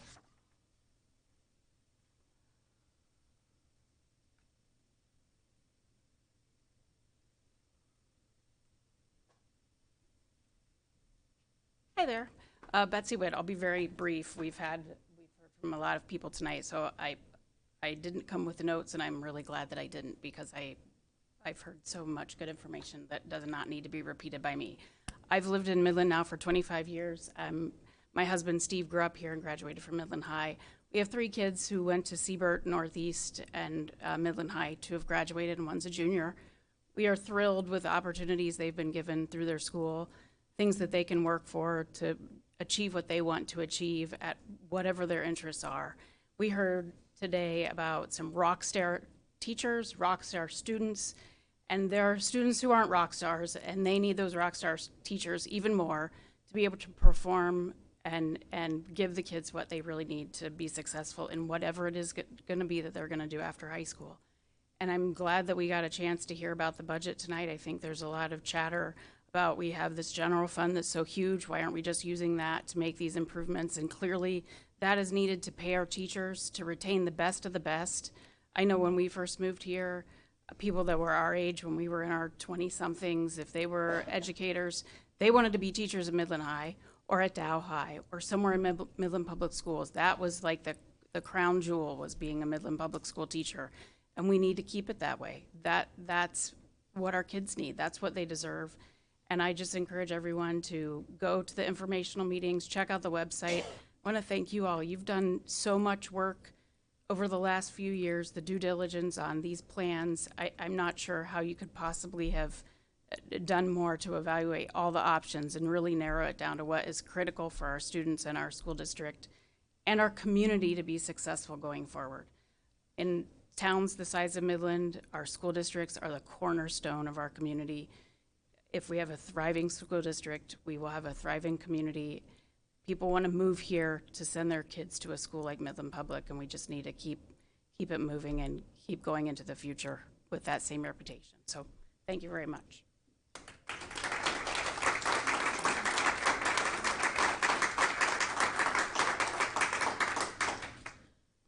Thank you, Betsy. Chad Anders.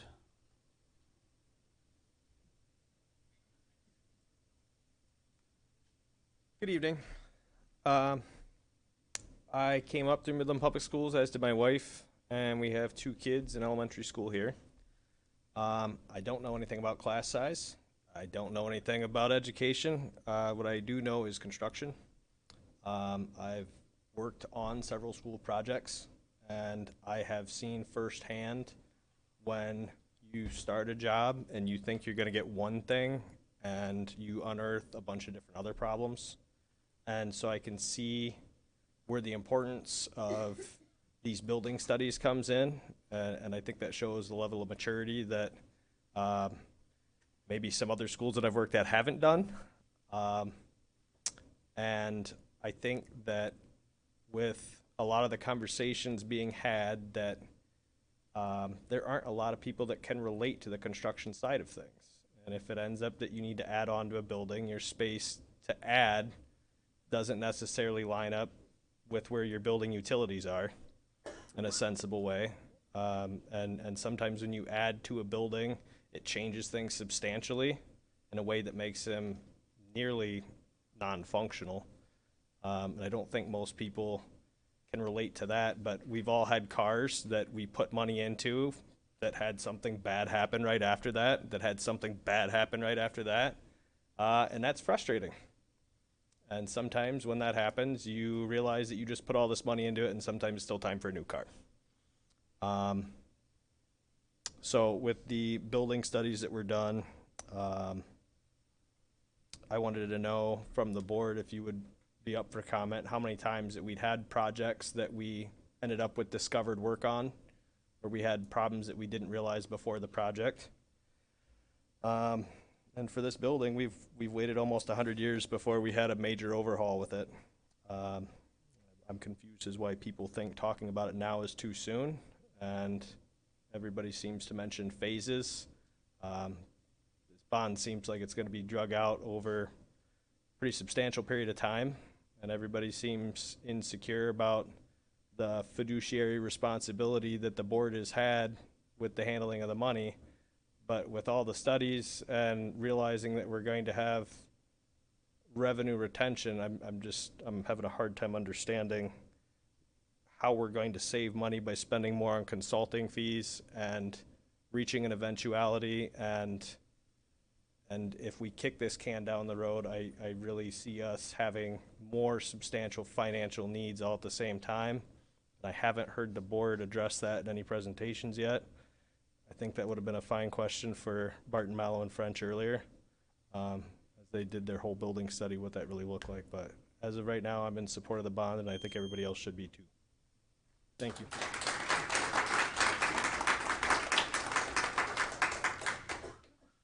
Thanks, Chad. Danny Kanar?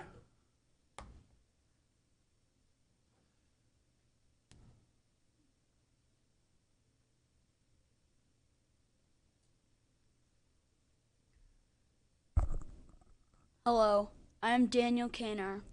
I am a fourth grader at Adams Elementary School, and I support the bond. My first reason is, at Adams Elementary, in the winter, it's just all ice. And in the spring, once it melts, it's just a swamp. My second reason is that I had two older brothers pass through Northeast Middle School, and I can assure you that we need to replace it. If we have the right environment for other kids to learn, they can learn more and more and then go off and change the world. Thank you for listening.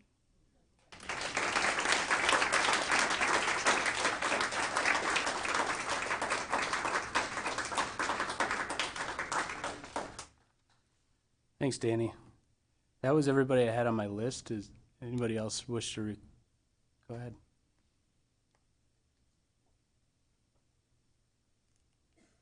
Welcome. Please state your name. Get started. Hi, my name is Gillian. It's nice to see those of you who know me again. And I'm a junior at Dow High, as well as an officer for Dow High's Environmental Advocacy Club, Go Green. I can speak firsthand about the passion displayed by Dow High students surrounding sustainability, because I see them show up for countless volunteering events over and over again, such as recycling, Go Green meetings, District Climate Alliance meetings, various textile waste reduction events, presentations to outside groups, waste audits, and much more. We thank you for everything you have done for sustainability in the district up to this point, and we would continue to appreciate your support in any future endeavors we may take on. We can't afford to wait.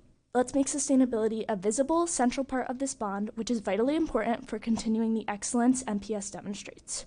Work with us, include us. Let's build a future we're proud of. Thank you for your time.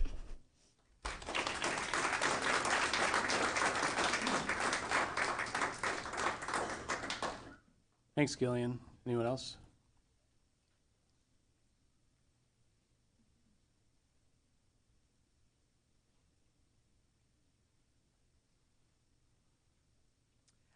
Hi, Rosemary Roberts here. I did not come with the intention of speaking tonight, but several things have come up that I think need to be brought to the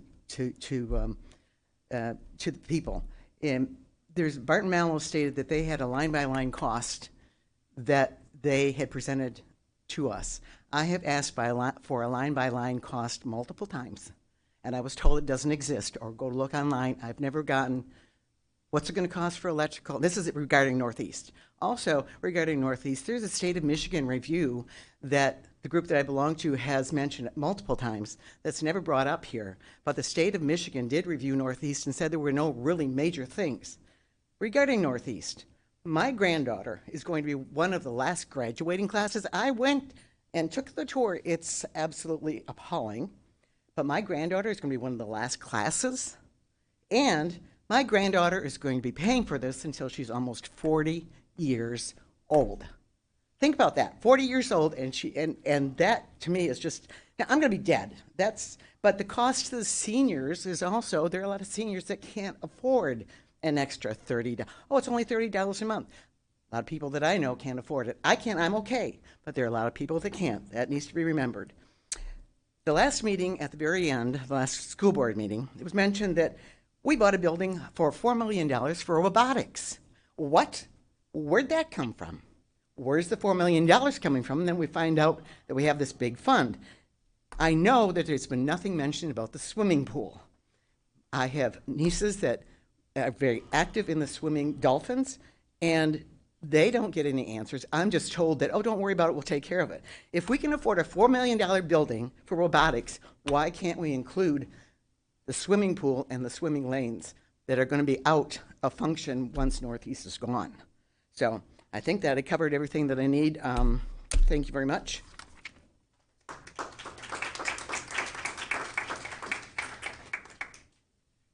Go ahead.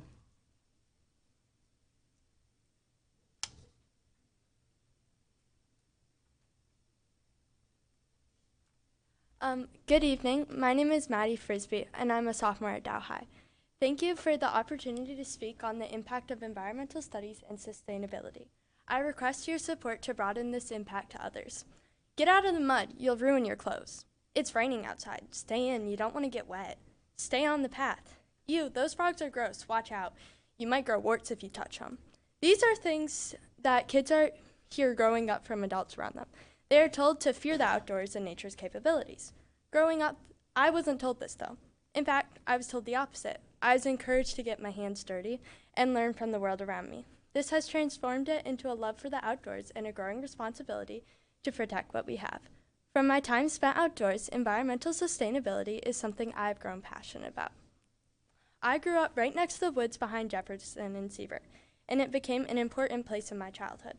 I built forts, watched wildlife, picked up trash, and learned about exotic species. When I got old enough, I volunteered at the Chippewa Nature Center and gave other kids the space to grow and learn about the nature all around them. I've seen firsthand how the environment impacts someone for the better. Midland Public Schools has also had a big impact on me, though. I've gone to this district every year that I've been in school. I've spent approximately 13,860 hours at the schools, participating in sports, clubs, theater, and of course the actual school part. One of my mottos is that it only takes a second to make an impact.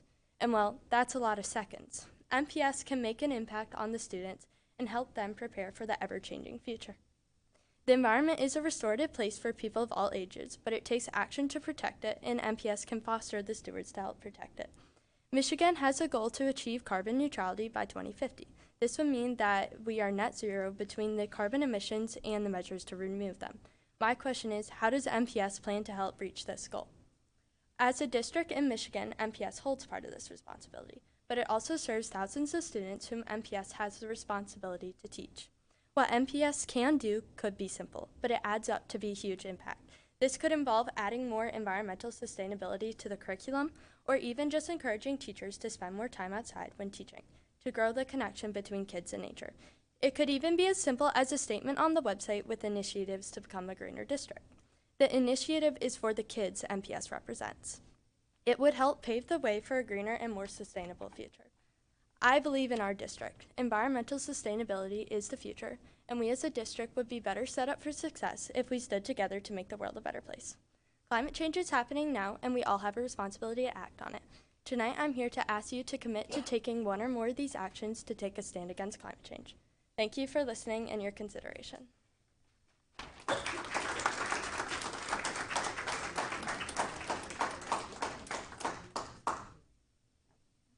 Thank you, Maddie.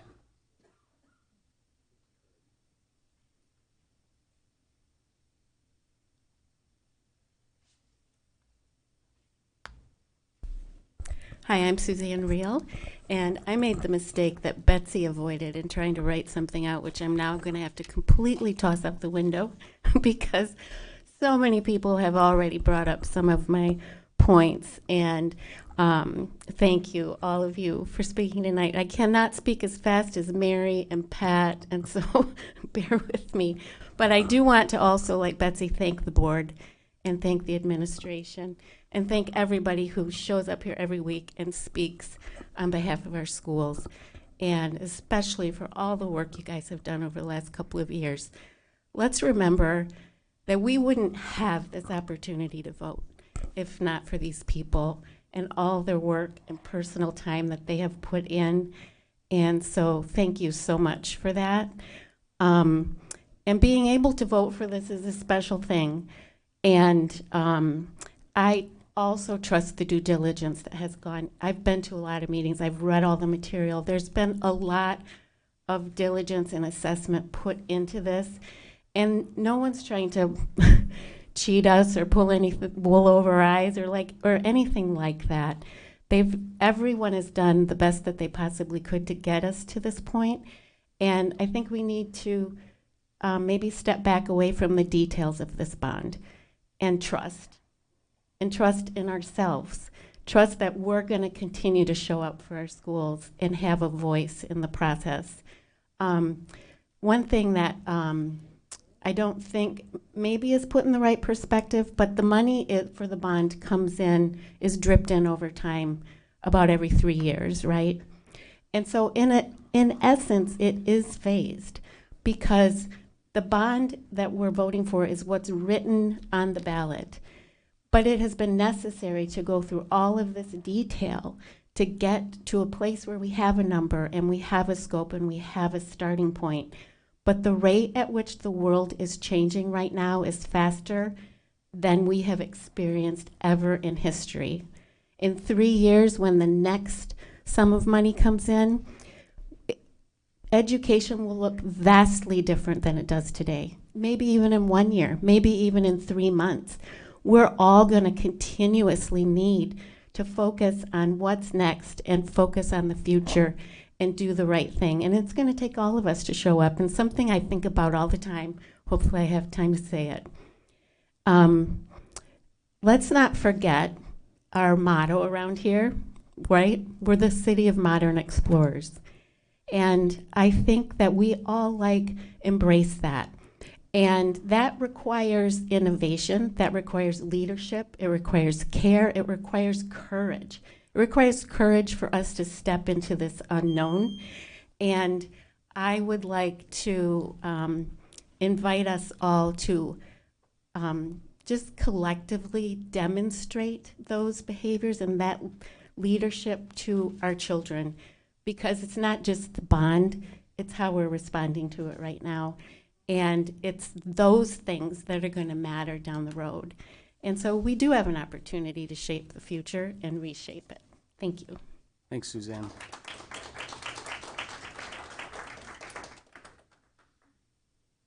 Anybody that we missed?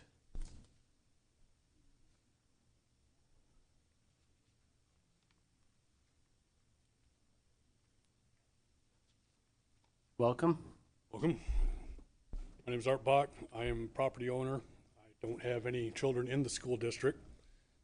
However, I am concerned about, $250 million getting ponied up for a laundry list of things that may or may not be beneficial to the school district.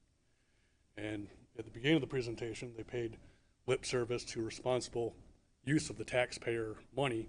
So my question is, why am I getting a flyer soliciting me to go vote to approve this millage?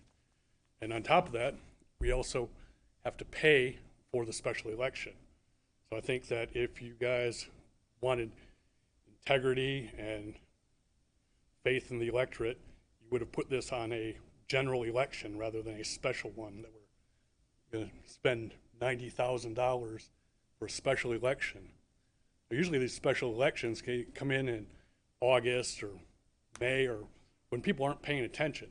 So usually things that might not be very popular can get put on these off-schedule elections and they get approved.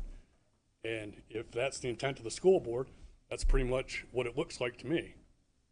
And then on top of that, we have to pay for billboards. And I thought it was kind of interesting at the anti-school millage meeting, because they were talking about how this school district actively recruits students outside the district. But at the same time, they're also complaining about near 100% capacity in the classrooms. So if you have near 100% capacity in the classrooms, why are you recruiting students outside the district? That doesn't make any sense, except you're causing the problem. So you can say, hey, we have overfilled classrooms and we need more money. So those are my concerns.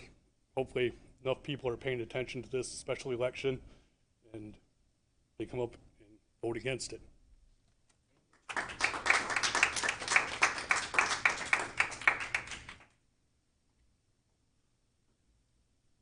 Go ahead.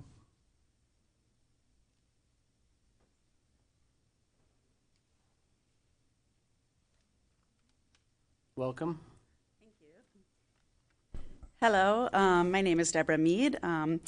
I came to say I feel like there's a lot of support for this, as we've seen tonight, and I'm very happy about that. I'm voting yes on the upcoming bond proposal on May 6th. I hope everyone shows up for the special election and votes yes. I usually don't publicly announce how I'm voting, but this topic is very important, and I want to share my feelings. Our two boys attend Dow High School, and I graduated Midland High School, so I love both schools equally. Dow High was built in 1967, and I'm not very young, and that's quite a bit older than I am, and that is one of the newer buildings at MPS. So I'm going to give one small example of things that happen in old buildings. Like in 2024, there were some like repeated boiler system problems at Dow High with like smells of gas in the hallways. So it caused like disruptions of learning and concerned parents and stuff like that. And Dow High really communicated well, and I feel like they handled the situation very well. And they did end up, replacing the boiler system using the general fund. And this shows an example of how the school does take care of ongoing maintenance, but unlike what some people have said, but it also shows that like old buildings need updating.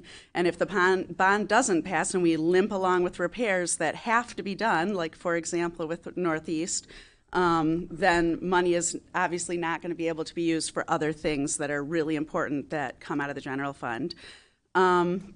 So bond money cannot be used for just general repairs and maintenance. If anyone who goes to the website and reads, they'll know that. So if you want to see the infrastructure improvements listed in the bond, there is a lot of really great information on the website. So I really appreciate what a great job the board has done with all of the research they've done, all of the community engagement, all of the informational sessions. You've worked so hard, and I think that you've done an excellent job. So someone might say, of course she's voting yes because her kids are in school, but my boys are both going to be graduating pretty soon, and I still think it's very important to vote yes.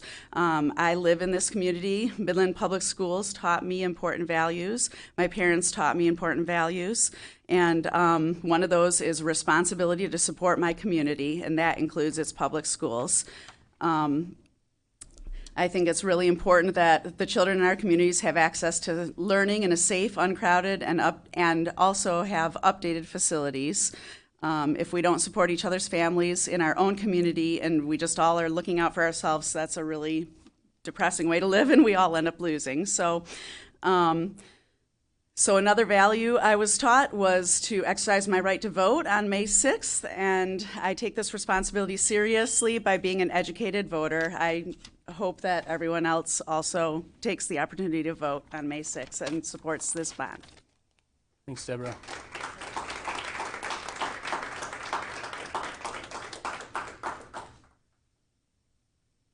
Okay, any final words? All right, close the floor and address a couple of things. To everybody that came, go down my list of notes and just say thank you for your input. Mark, thank you. I think you raised some great points about the needs that we have to recruit the best talent, teachers, staff, having support staff, and making sure that they have room to educate our students is a need of the district that will be addressed. Tom, thank you for coming and speaking. The reason that we do a bond versus sinking fund is affordability for the taxpayer. Very similar to the way that you buy your house. You don't buy a house out of pocket, which is what a sinking fund does. You have a mortgage on your house, just as you do with a bond, so it spreads out the cost of the district and the taxpayers. Bill, thank you for coming and speaking. I can assure you we have not violated any campaign finance laws. I don't know specifically what your issue is, but if you have specific issues, let me know. We try to make sure that our voters are informed.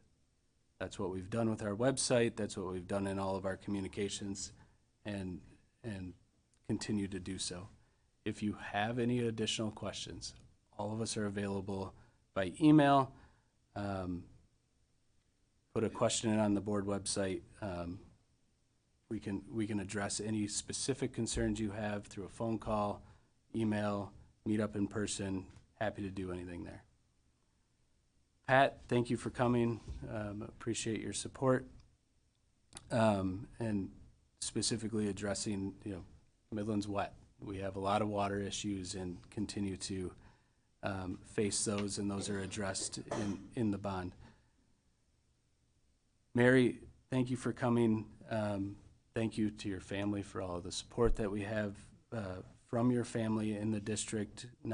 And I have to hand it to you. Substitute teaching is not easy, but you have a firsthand experience, and the students that you've engaged with have been blessed by your presence in the building, and thank you for doing that, and thank you for taking the time to really get a firsthand experience. Travis, it is clear that you know the impact that teachers have on students with special needs. And one of the things that I'm really proud of Midland Public Schools of doing over the last 10 years is really getting our students with special needs into the general education classrooms. And when we do that in the least restrictive way, our students have incredible outcomes. Not only do they graduate high school, some of them go to college. And it's just an amazing opportunity for our students, and continuing with this bond will have huge impact on the students that you worked with on a day in, day out basis. Betsy, thank you for coming. I think you said it well, that the cornerstone of this community, especially a community of 40 to 50,000 people, the fabric of our community is our school district. It's why people want to move to Midland. It increases the quality of life, not just for students and parents, but it increases the quality of life for all of our community's citizens. Chad, thank you for coming. You raised a question about discovery work. I don't know our exact numbers. I think Brian could probably pull it up from 2015. But you raise a really good point about, and Brad made this point earlier tonight, about putting money into existing buildings is a struggle, right? It's a lot to continue to add on to buildings or try to renovate a building. Northeast has the wrong kind of boiler system, so we can't add air conditioning to it without completely ripping out the whole thing, as just one of the examples of the upgrades needed. And your firsthand experience doing construction work is valuable, and you said it well, don't kick the can down the road. Danny, hopefully we will address your specific issues. Elementary play space is extremely important. It's part of the learning environment and learning curriculum, and to address that for our students really enhances the school day. Gillian mentioned Sustainability Club and being part of the bond. I think Gillian and Maddie have both left, but maybe not directly addressing their concerns, but when we think about energy efficiency, why do we care as a district? We care as a district because I would rather spend money on our students by investing in our teachers and parapros than I would paying consumers for gas and electricity, simply put. So why do we invest in windows and energy efficiency and new roofs? It's to relieve the general fund so that we can have more impact on our students. Rosemary, I'll go back and look at the video. I don't remember Barton Mello saying that they had a line-by-line review of cost detail for Northeast. What I do recall them saying is that the information they presented tonight is the exact same information that we have put on our website, and have the projections of the 4 different scenarios. You made a point about cost to seniors. One of the things that the board did when we went through this was really diligently tried to eliminate every single want and focus on the needs of our district. And I believe that's what we did. If you go back and look at the laundry list of items, we did pare it back as much as we could, and tried to present a comprehensive proposal. A swimming pool, we cannot afford. A swimming pool is $40 million. And if we cannot afford that out of the general fund. We have committed to maintain the pools that we have, and we have committed to the aquatics community through the process that we worked through with Greater Midland, City of Midland, Greater Midland Community Center, the City of Midland, and the Dolphins to focus on the community center second pool as the solution for the community. That will actually add lanes to our community and continue to give our swim teams lane space for practice.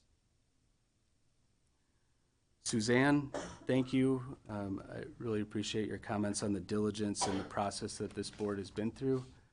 There's countless people that have been through a 2-year process to really look at all of the opportunities and weigh the pluses and minuses of each of the decisions that make up a comprehensive bond proposal.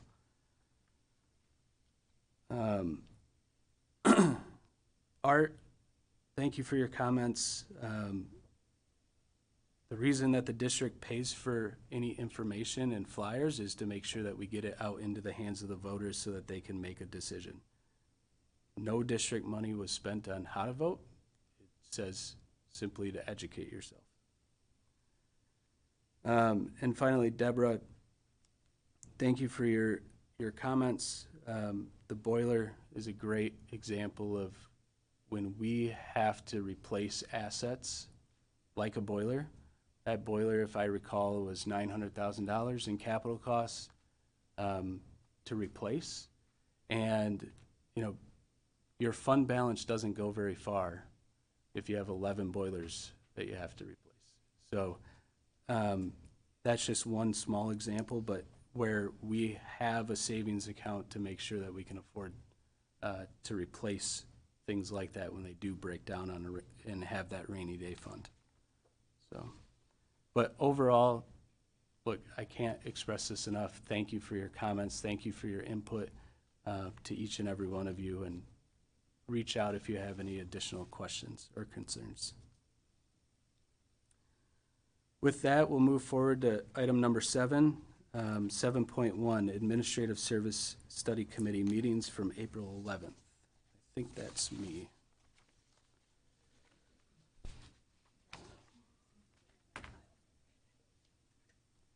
Bear with me while I find the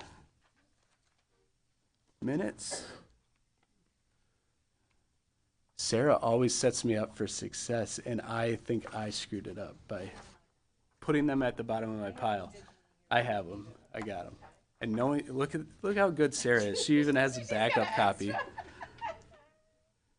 Administrative Service Study Committee met on April 11th, 2025. Members present were Brad Blasey, Ann Horowitz, Jennifer Ringgold, Penny Miller-Nelson, and Anna Womack. Meeting started at 3:30 p.m.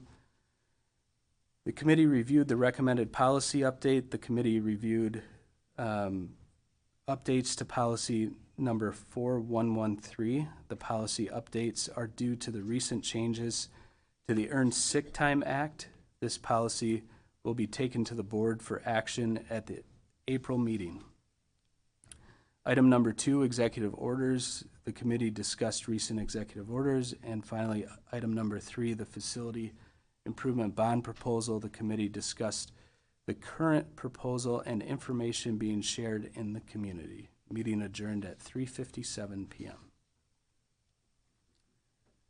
Item 7.2 for action, March 3rd, 2025, through and policy update. Penny. Yes, I have for you this evening a policy update. Due to legislative approval and changes to the Earned Sick Time Act, the adoption, it's actually a revision to the policy that we're asking you to adopt to policy 4113 is requested. This policy 4113 includes administrative guidelines and forms that are part of the policy manual update and will be effective upon your approval. Thank you, Penny. Do I have a motion for item 7.2? So moved. Motion by Horowitz, support by Lauterbach. Any discussion? I read it line for line. All in favor of approving item 7.2, say aye. Aye. Any opposed? Motion carries.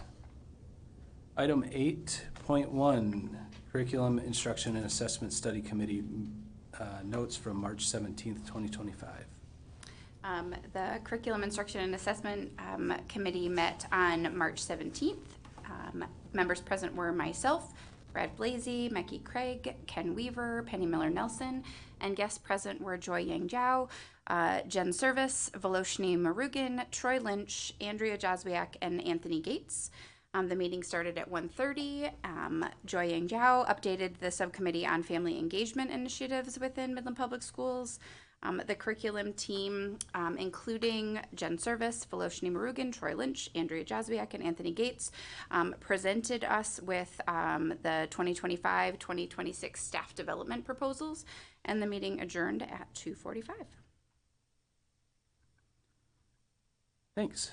Item 8.2 for information, staff and curriculum development proposals and the summary proposals for implementation in the 25-26 school year. Ken.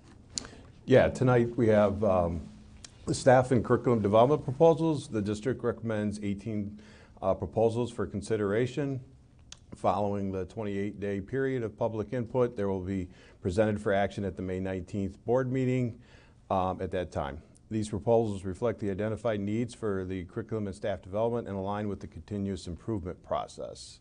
I won't read you all of them, they're in the packet. The grand total for the staff development proposals is $580,096, and the anticipated amount from general fund is $446,536, with the difference being made up of from grant funds. Upon approval of these projects, we will then meet with the appropriate curriculum specialists and building administrators to implement the different proposals. Phil, you know I can't help myself here because this work is really important to our teachers. We're committed to ensuring that our teachers receive ongoing quality professional learning, and that these proposals absolutely align with the priorities that we put forth. I'll just draw your attention to a couple. There's one that focuses on enhancing our multi-tiered systems of support. These are the ways that we quickly and clearly identify students who are struggling, and we resource that, whether it's behavioral or academic, and this is an endeavor certainly worth taking. We also have clear investments that are second-year commitments from the board for literacy work in our elementary schools. That was a commitment that we made several years ago, and proud to see that we're continuing to resource those so that we can continue supporting our teachers and principals in using those evidence-based practices to boost literacy in our elementary schools, and many others that are absolutely worthwhile. I just wanted to draw our attention to those. And thanks to Ken and his leadership in bringing a really robust list of proposals to us. Thanks, Penny. Yeah, my big takeaway when reviewing these, items 2, 3, and 6 in the agenda packet, the MTSS that you talked about, and then 2 around literacy, really get at what the board and administration have also talked about focusing on, and it coincides with what the teachers are asking to work on as well. So I think it's a great use of funds, and it's half of the expenditure for the curriculum development proposals. So, thank you. So we will take action on those next month. Yes.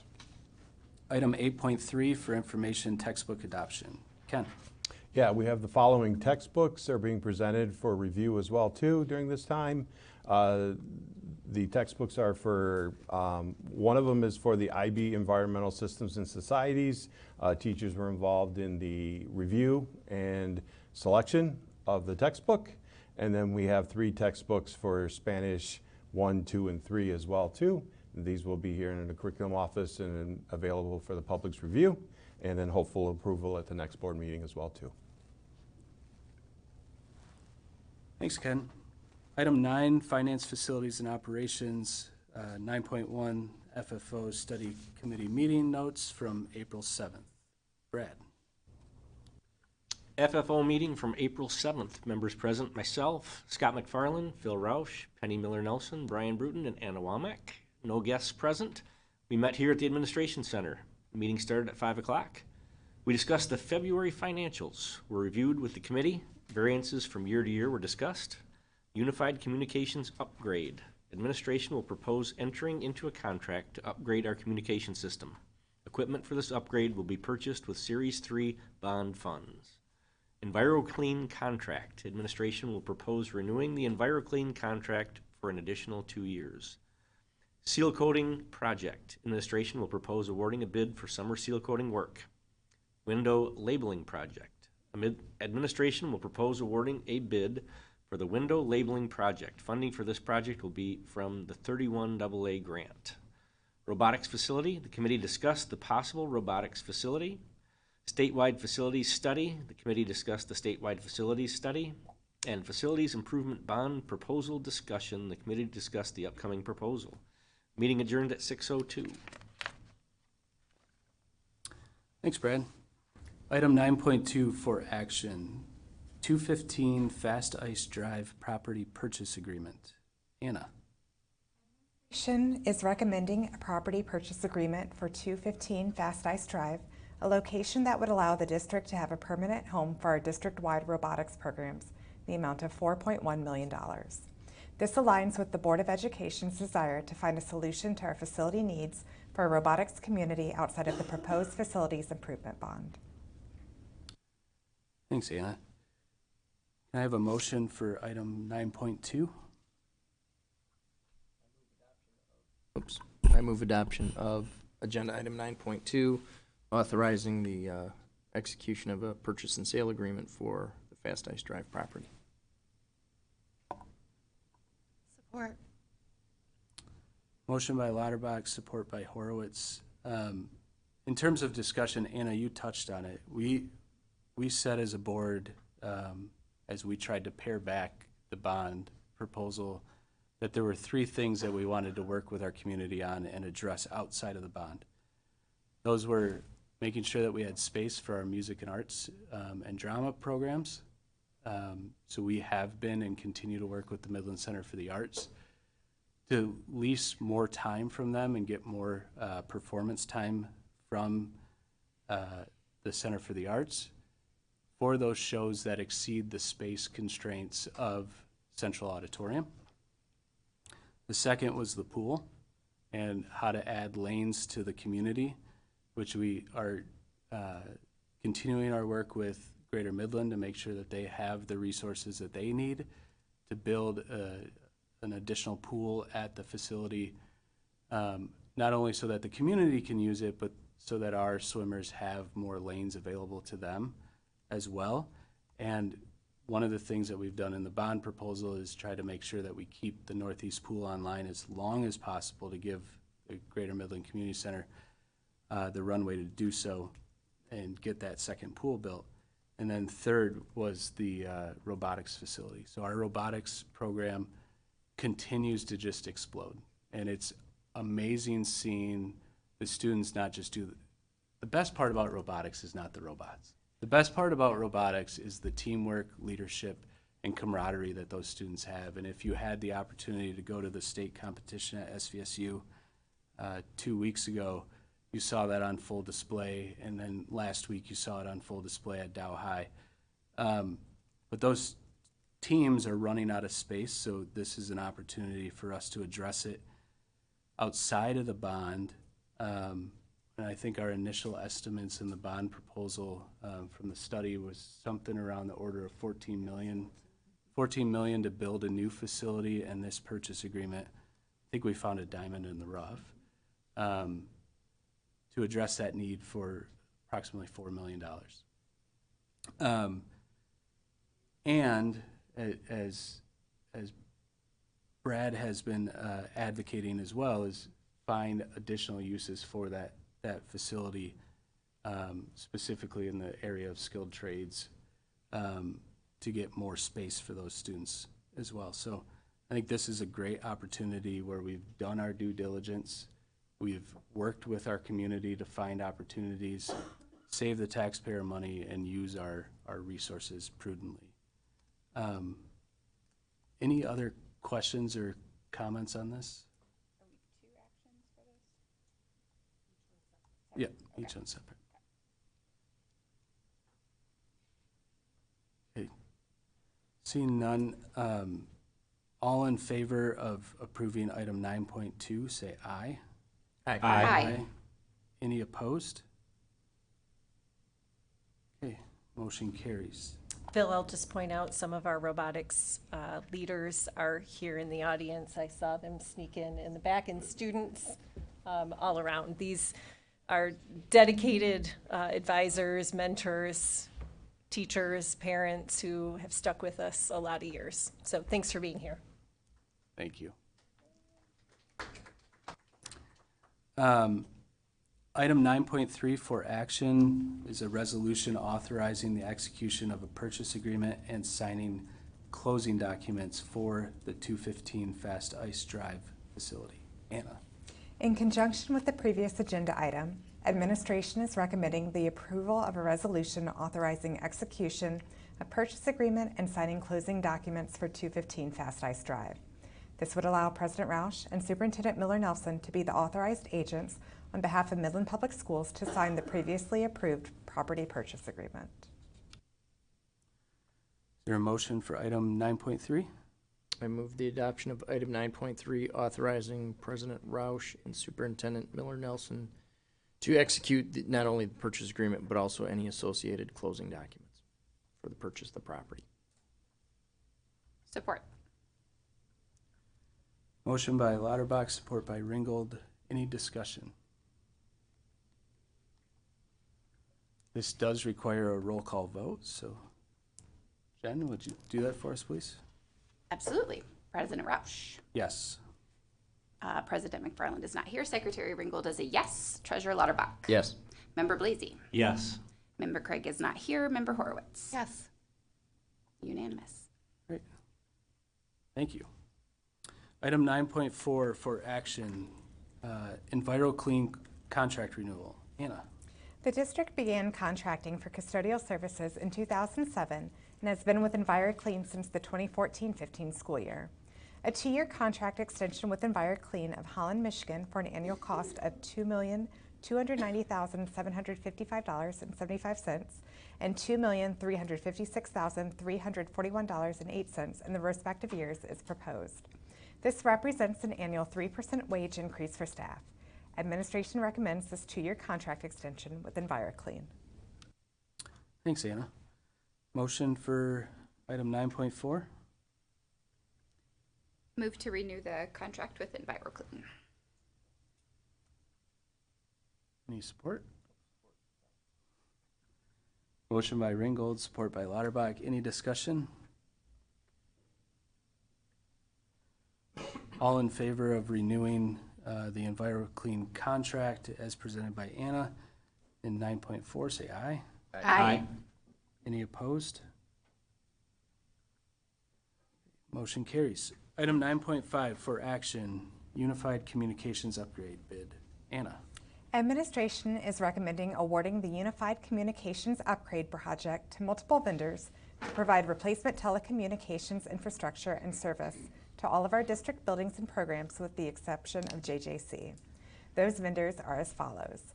Ring Central of Belmont, California for $267,969.42 for equipment and services. CDW Government of Chicago, Illinois for $33,976.54 for equipment. And 123net of Southfield, Michigan for $5,100 for dedicated internet access.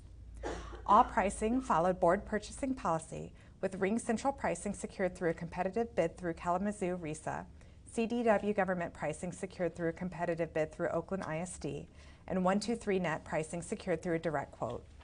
Series 3 bond funds will be utilized for the equipment and installation expenditures, and the recurring service costs will come from the general fund, totaling project of $307,045.96. Thanks, Anna. Motion for item 9.5? I move the adoption of item 9.5, awarding the Unified Communications Upgrade Project to the vendors listed in the agenda for those amounts. Support. Motion by Lauterbach, support by Horowitz. Any discussion? Clarification for the people out in the public on what JJC is. Yes, JJC is the Juvenile Justice Center. It's a partnership we have with Midland County. It's their facility, and we provide services to students in that facility. So therefore, we're not going to update their phone system. Correct. Okay. Thanks for that. Yeah.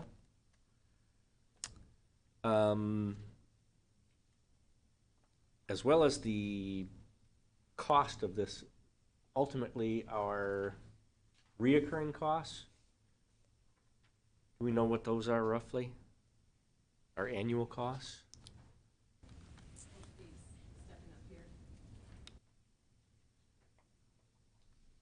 Hi, Brad. The reoccurring costs were roughly $10,000 a month. Okay. So about $120,000 per year. Okay. Thank you. That's all I wanted to know. All in favor of approving item 9.5 to upgrade the Unified Communications bid, say aye. Aye. Aye. Any opposed? Motion carries. Item 9.6 for action, window labeling project bid. Anna. Bids were solicited to complete a window labeling project to enhance district safety and security measures. Specifications of the project scope are included in your attachments. Administration recommends awarding the project to Wobig Construction Company of Saginaw, Michigan for a total price of $237,237. 31 AA grant funds will be utilized for the project. Thanks, Anna. Motion for item 9.6. Move to approve item 9.6, window labeling project bid to Wobig Construction for the amount listed. Support. Motion by Ringgold, support by Lauterbach. Just mention for the public that this is specifically for emergency response.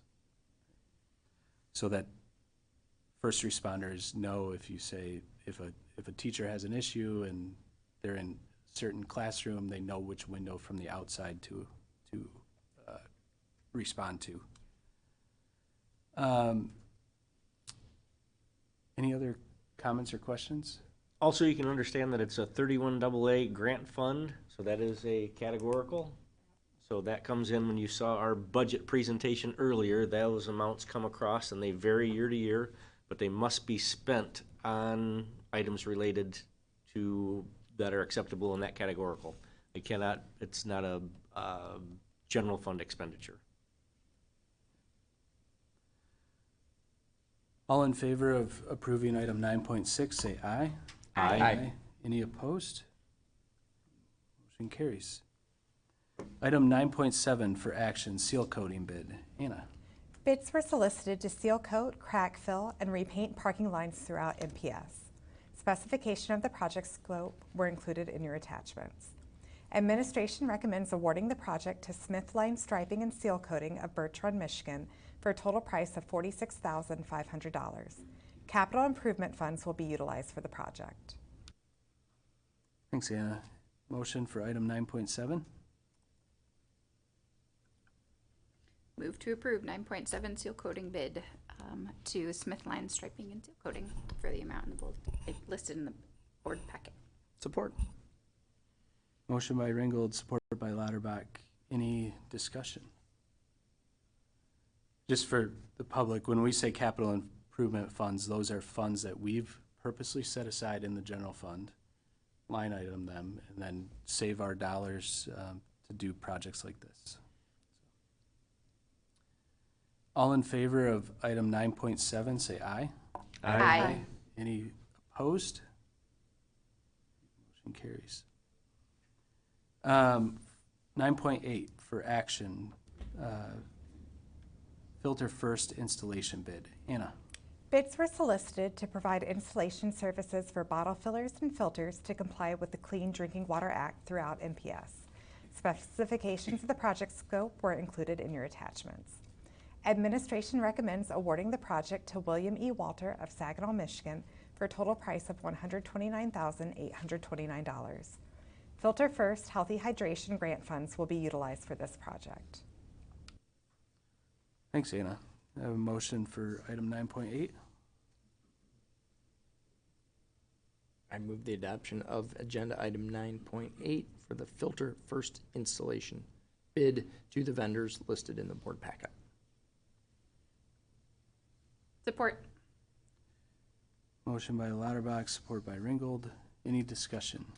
And Anna, is this partially a result of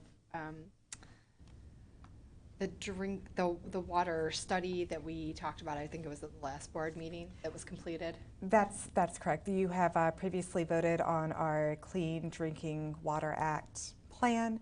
You have also previously approved the bottle fillers and filters. This is the installation to bring all of that to fruition.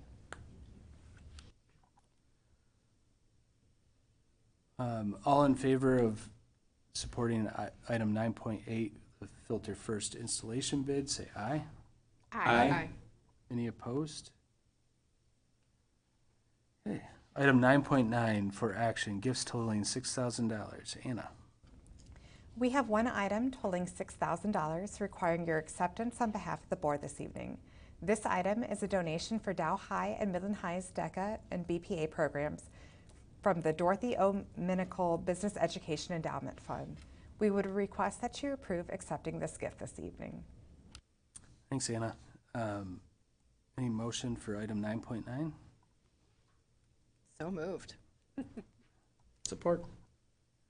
Motion by Horowitz, support by Lauterbach. Any discussion? All in favor of approving item 9.9, gifts totaling $6,000, say aye. Aye. Any opposed? Item 9.10 for action, gift of item with monetary value of $40,000. Anna. We have one item with a monetary value of $40,000 requiring your acceptance on behalf of the board this evening. This item is audio-visual equipment for Dow High's Bolt Media Video Communications class from Dow Chemical. We would request that you approve accepting this gift this evening. Thanks, Anna. Do I have a motion for 9.10? Support. Any discussion? Thank you. All in favor of approving the gift acceptance in 9.10, say aye. Aye. Any opposed? Motion carries. Anna, I think you're almost off the hook. Item 9.11 for information, gifts totaling $12,455.15. The total amount of gifts solicited for information only tonight is $12,455.15. These gifts this evening represent support for programs ranging from support for implementation of the Literacy Leader Network project at all 6 MPS elementary schools, donations in honor of Mary Lou Angelotti to support the ALPS program, field trip and transportation support at various schools, and more. As is tradition, all donors are going to be recognized in the credits of this evening's broadcast and also through board correspondence upon your behalf. We are grateful for our community support of our students and our programs. Thanks, Anna. And thank you to all of our very generous individual community members and organizations that so generously donate a portion of their, not only their time, but also their treasure and talents to our district. Item number 10 are human resources. 10.1 for information. Brian. Thanks, Phil. On behalf of board and staff, we would like to extend, move that down, our sympathies to two families.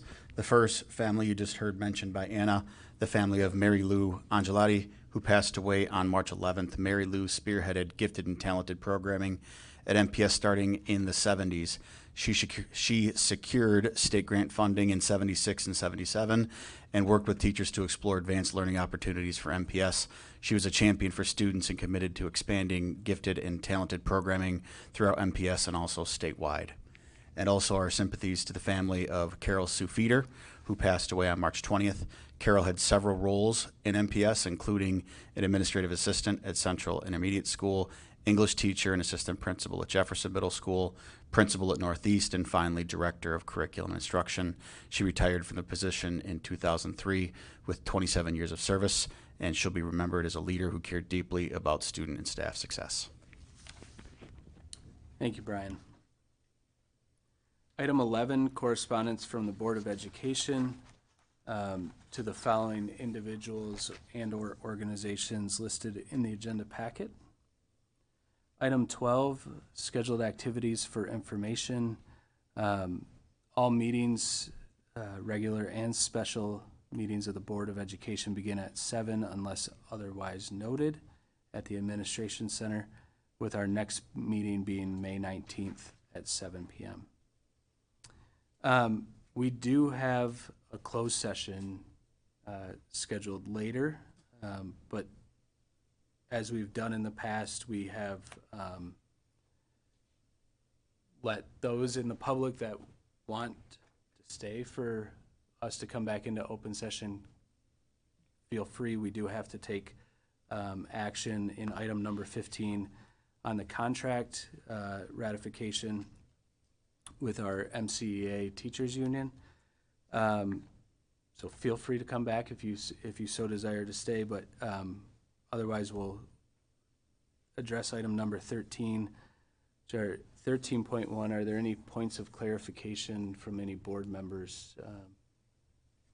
I do have something. One of the things that was brought up during request to address the board was why a May 6th election, and we have talked about that in several board meetings prior to this, but ultimately it's the first election after we were able to get Treasury approval for the bond, and our needs are great enough that we wanted to get started on things, and that's why we're putting it on having a special election to get it voted on as soon as possible. So just wanted to make sure that we also mentioned that. Good point. Item 13.2, Penny. Yeah, in the spirit of time, I'll cut my remarks to simply reminding us as we approach the end of the year. These are times where we are just so beautifully reminded of the exceptional work that our teachers do, the amazing outcomes of our students, all kinds of celebrations of academics, of athletics, of extracurricular and co-curricular clubs. We heard tonight about our music program, winning awards, art, all of them, career and tech ed.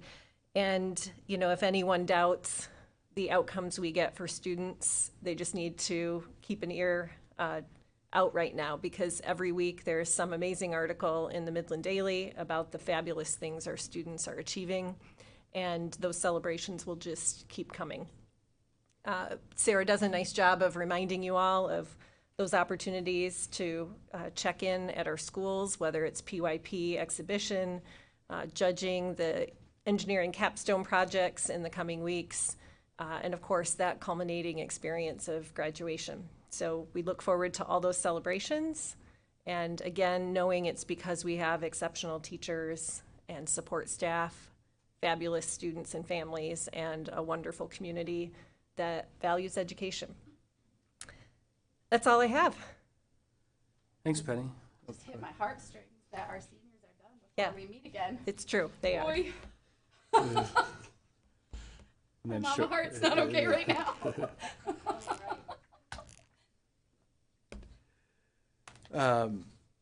Okay, item 14 is closed session for strategy and negotiation connected with the negotiation of a collective bargaining agreement as permitted under MCL 15.268, Section 8(1)C. Do I have a motion?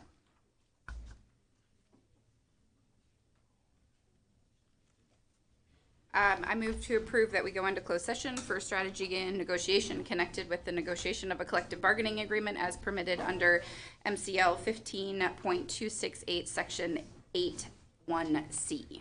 Support. Motion by Ringgold, support by Lauterbach, and this does require us to have a roll call vote. All right. Roll call vote. President Roush. Yes. Vice President McFarland is not here. Secretary Ringgold is yes. Treasurer Lauterbach. Yes. Member Blasey. Yes. Member Craig is not here. Member Horowitz. Yes. Do we need to make a motion? Oh, you can finish this. Oh. Oh. Yeah. I'm sorry, I missed So something. motion to go into closed session carries 5-0. Well, no, Ann didn't vote yet. Yeah, I voted. Oh, you did? Oh, okay. Phil, before you adjourn, we're wondering if we should extend just a bit? Yes. So that we don't have to come back out of closed session? That's a good question.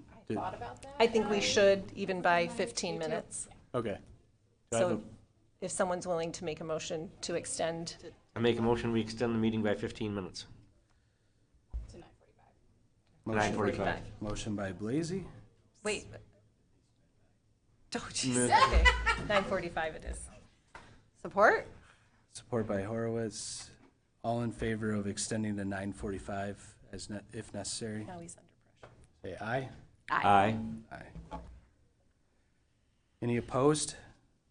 Okay, we'll extend to. Just on principle, I'm voting against it. All right, we are now in closed session.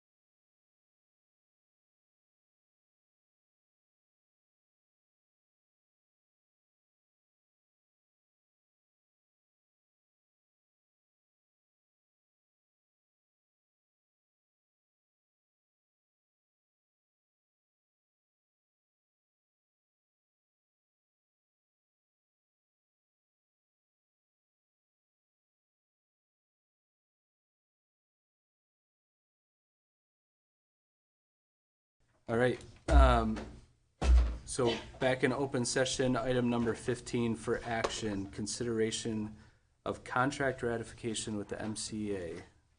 Penny. Sorry, I didn't have my microphone ready. Yes, we have for you this evening, as discussed, the contract with the MCEA and Midland Public Schools. Just want to share that this was a very collaborative process. We maintain priorities about teachers and student learning, and it is here for your consideration this evening. Thank you. Do I have a motion for item 15 for the contract ratification? Phil, I move that the board adopt the MPS MCEA agreement as discussed. Support. And proposed. Thank you. Motion by Lauterbach, support by Blasey. Any further discussion, questions, concerns? Say thank you both to MCA leadership as well as MPS leadership for working through this. I know it's been a few months in the making, and thank you for a collaborative process. All in favor of support for item number 15, say aye. Aye. Any opposed? Okay, motion carries. Item number 16, adjournment. So moved. Support. All in favor, say aye. Aye. Aye. We stand adjourned. Thank you.